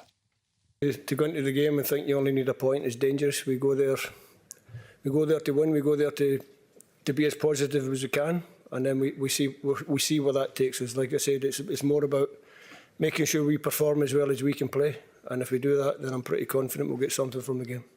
Obviously, they want to go back to the pitch and play better. So I think that's pretty standard when you play so poorly and you let yourself down. You want to go out and make amends. So that's where their mentality is.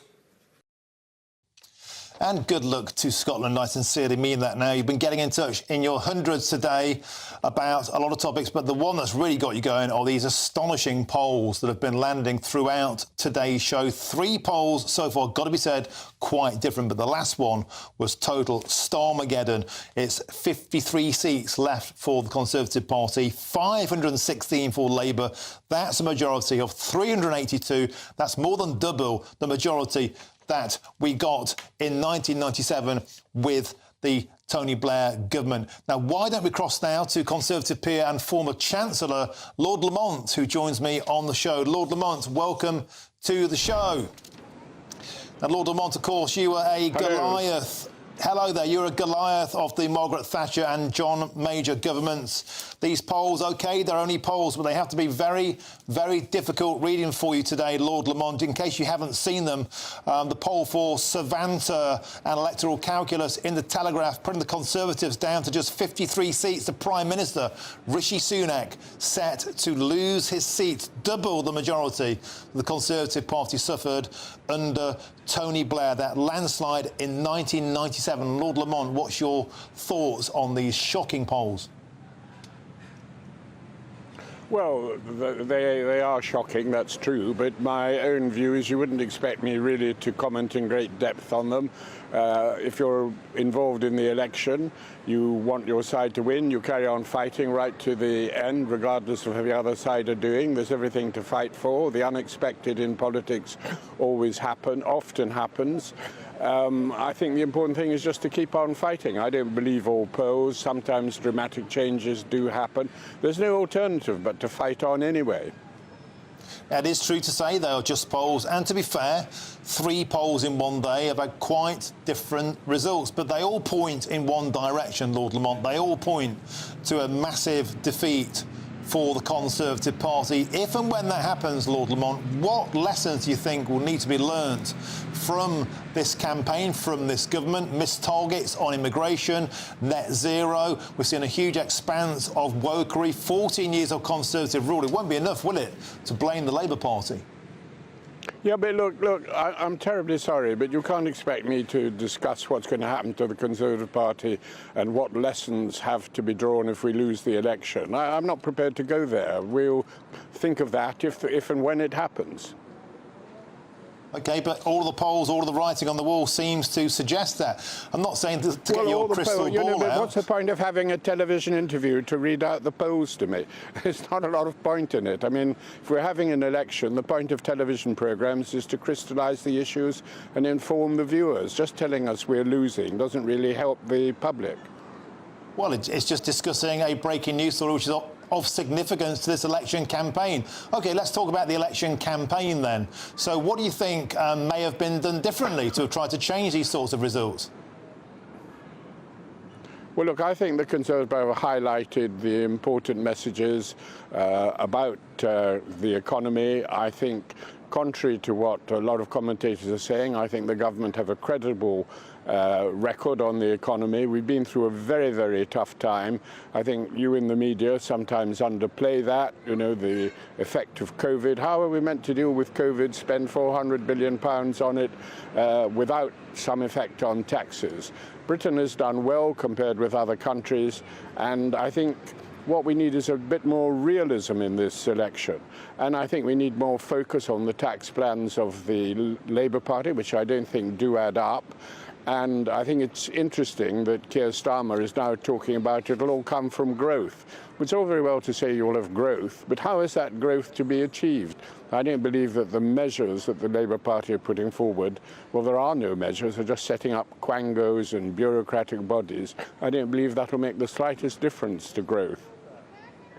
Now, as a former treasurer yourself, one thing that keeps coming up is why on earth was the election called early when it was? The inflation figures are down to Bank of England targets today. That was a Conservative pledge by Rishi Sunak. Tick the box. All the signs that the economy can only improve. And we all felt in the media, no doubt in the Conservative Party too, that a later election would have benefited the Conservatives as we saw this economic growth. Does that shed a light on the fact it was a mistake to call an early election, do you think? Well, I think the reason the Prime Minister called an early election was he just saw that we would have, if he didn't call it, a frenetic atmosphere in which every day he would be asked the question, when is the election going to be? People like yourself would be at him night and day saying, why don't you decide? Get on with it. What's stopping you? Why won't you do it? Are you fit? And he just felt that this would dominate the discussion. It wasn't very good for the economy, and it was better actually to have it now in the summer rather. You don't really want an autumn election, I think. OK, Lord Lamont, thank you very much for joining us. Thank you very much for joining us, and thank you very much for saying you will fight on until the end. That's the spirit. Thank you very much for joining us, Lord Lamont. Thank you. Thank you. Now, still to come, two major polls predict general election disaster for the Conservatives, with one saying Rishi Sunak might even lose his seat. I'll be speaking to a polling expert about these predictions next. I'm Martin Daubney on GB News, Britain's news channel.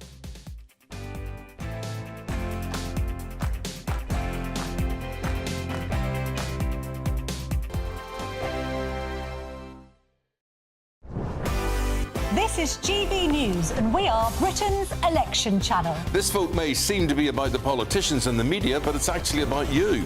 We won't forget that. Join us up and down the country as we follow every moment together. More than ever, it's important to hear all sides as you make your decision in the run-up to polling day. This is GB News, the People's Channel. Britain's election channel.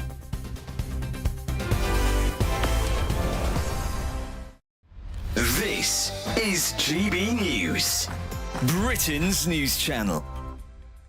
Today we've got two fantastic individuals who have invented a teddy bear to help children who are suffering with mental health. Yes, so Lynn and Samantha Crilly came up with the idea for the Trouble Muncher toy following Samantha's own battle with an eating disorder and OCD. Yes, the teddy comes with a notepad and encourages its owners to write down what's troubling them, and then they can pop the note into the rucksack on the bear's back. I struggled with mental health most of my life, actually, and oh no, it's fine. I've got one. I feel quite sorry for you. But and one thing I always did was message my mum, and it was a thought disassociation kind of technique. I would message you. Even now, I message you thoughts that come into my mind, but massively when I was younger. And I thought, what happens if you're younger and you don't have this? Yeah, and I think in today's technology-fueled world, I think we go back to basics, and it just helps them to process by writing it down. Everything's so instant these days.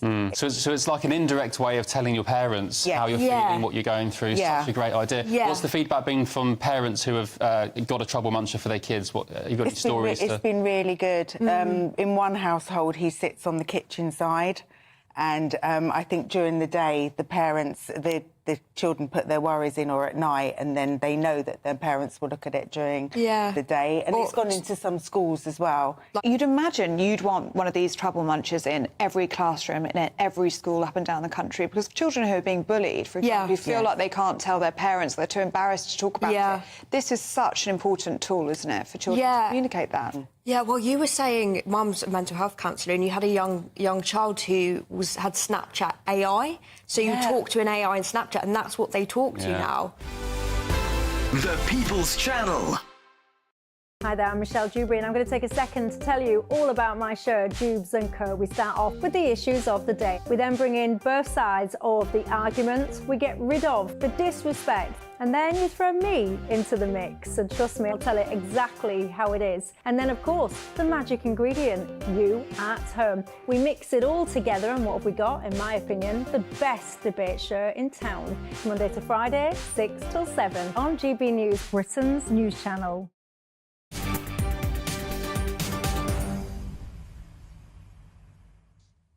Now, don't miss a special edition of State of the Nation with Michael Portillo tonight at 8 p.m, live here right on GB News.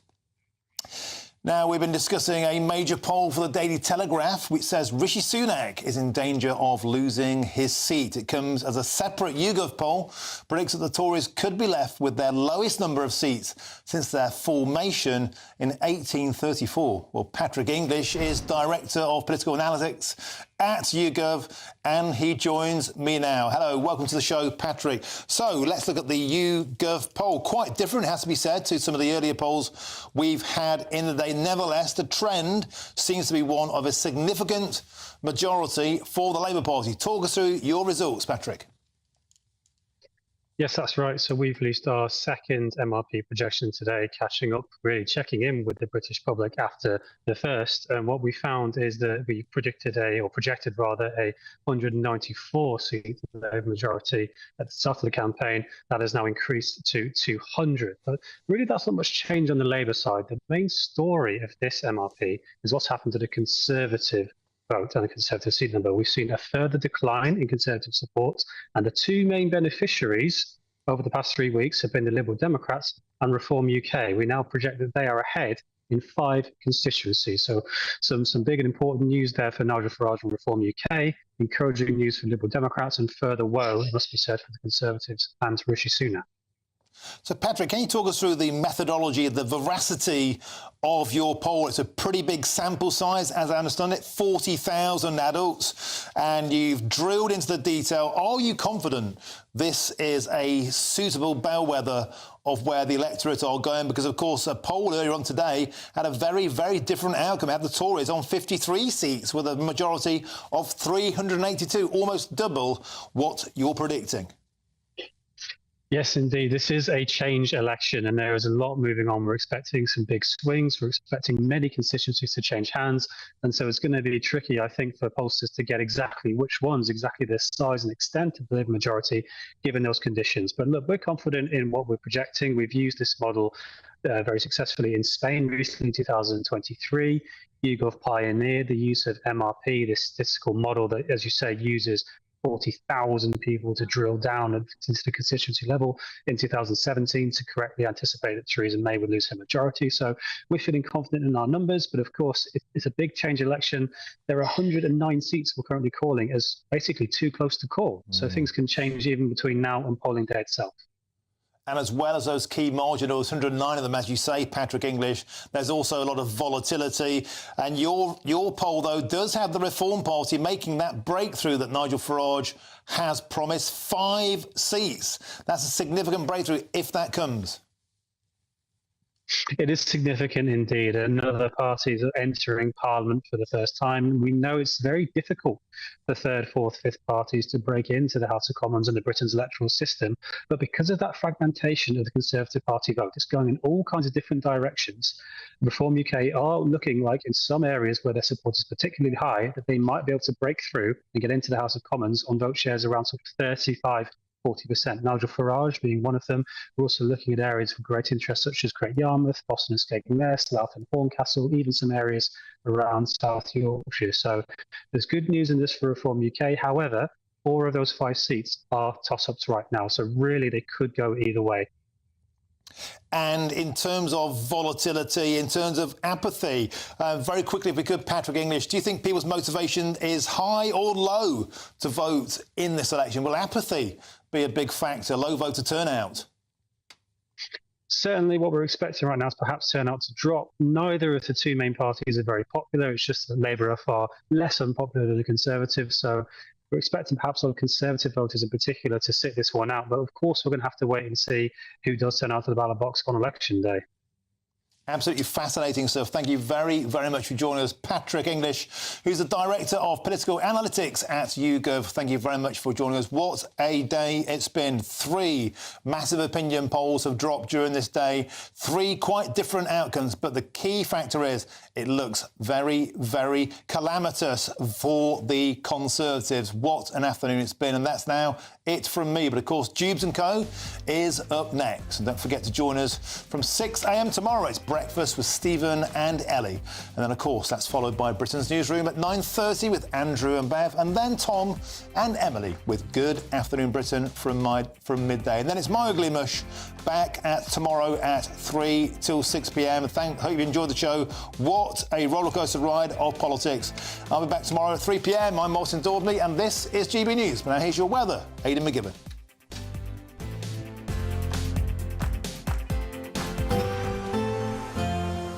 A brighter outlook with Box Solar, sponsors of weather on GB News.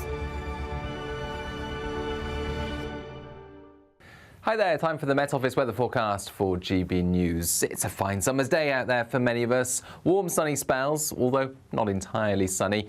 There is some cloud around, and there'll be some thicker cloud arriving into the north and northwest of Scotland later because of this weakening weather front. It's running into a large ridge of high pressure, which keeps things settled for the vast majority. And much of the cloud actually disappears through the evening, leading to lengthy clear spells for England, Wales, southern Scotland. Northern Ireland, central and northern Scotland sees the cloud thicken for a time, and some outbreaks of mostly light rain arrive into parts of Northern Ireland and western Scotland. The breeze picks up here as well, but elsewhere light winds, clear skies, temperatures in some sheltered spots down to 4 or 5 Celsius first thing Thursday.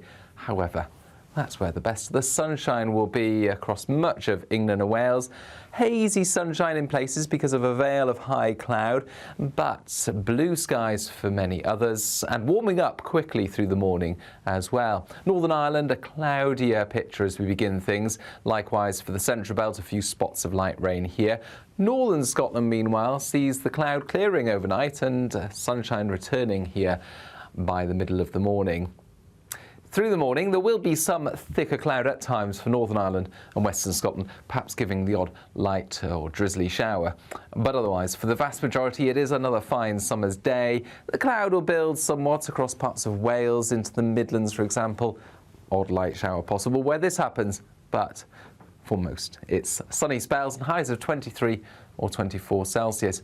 Now, there will be a cluster of showers across the continent that could just affect the far southeast through the evening, but they'll move away, and then it's a clear night and another fine day on Friday, although there will be some showery rain pushing into the west later, and those showers will cross the country on Saturday.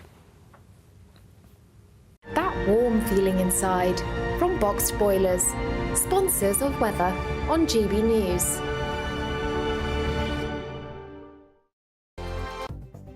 The latest GB News travel. Good evening, I'm Johnny Ratner. Problems in South Lanarkshire for the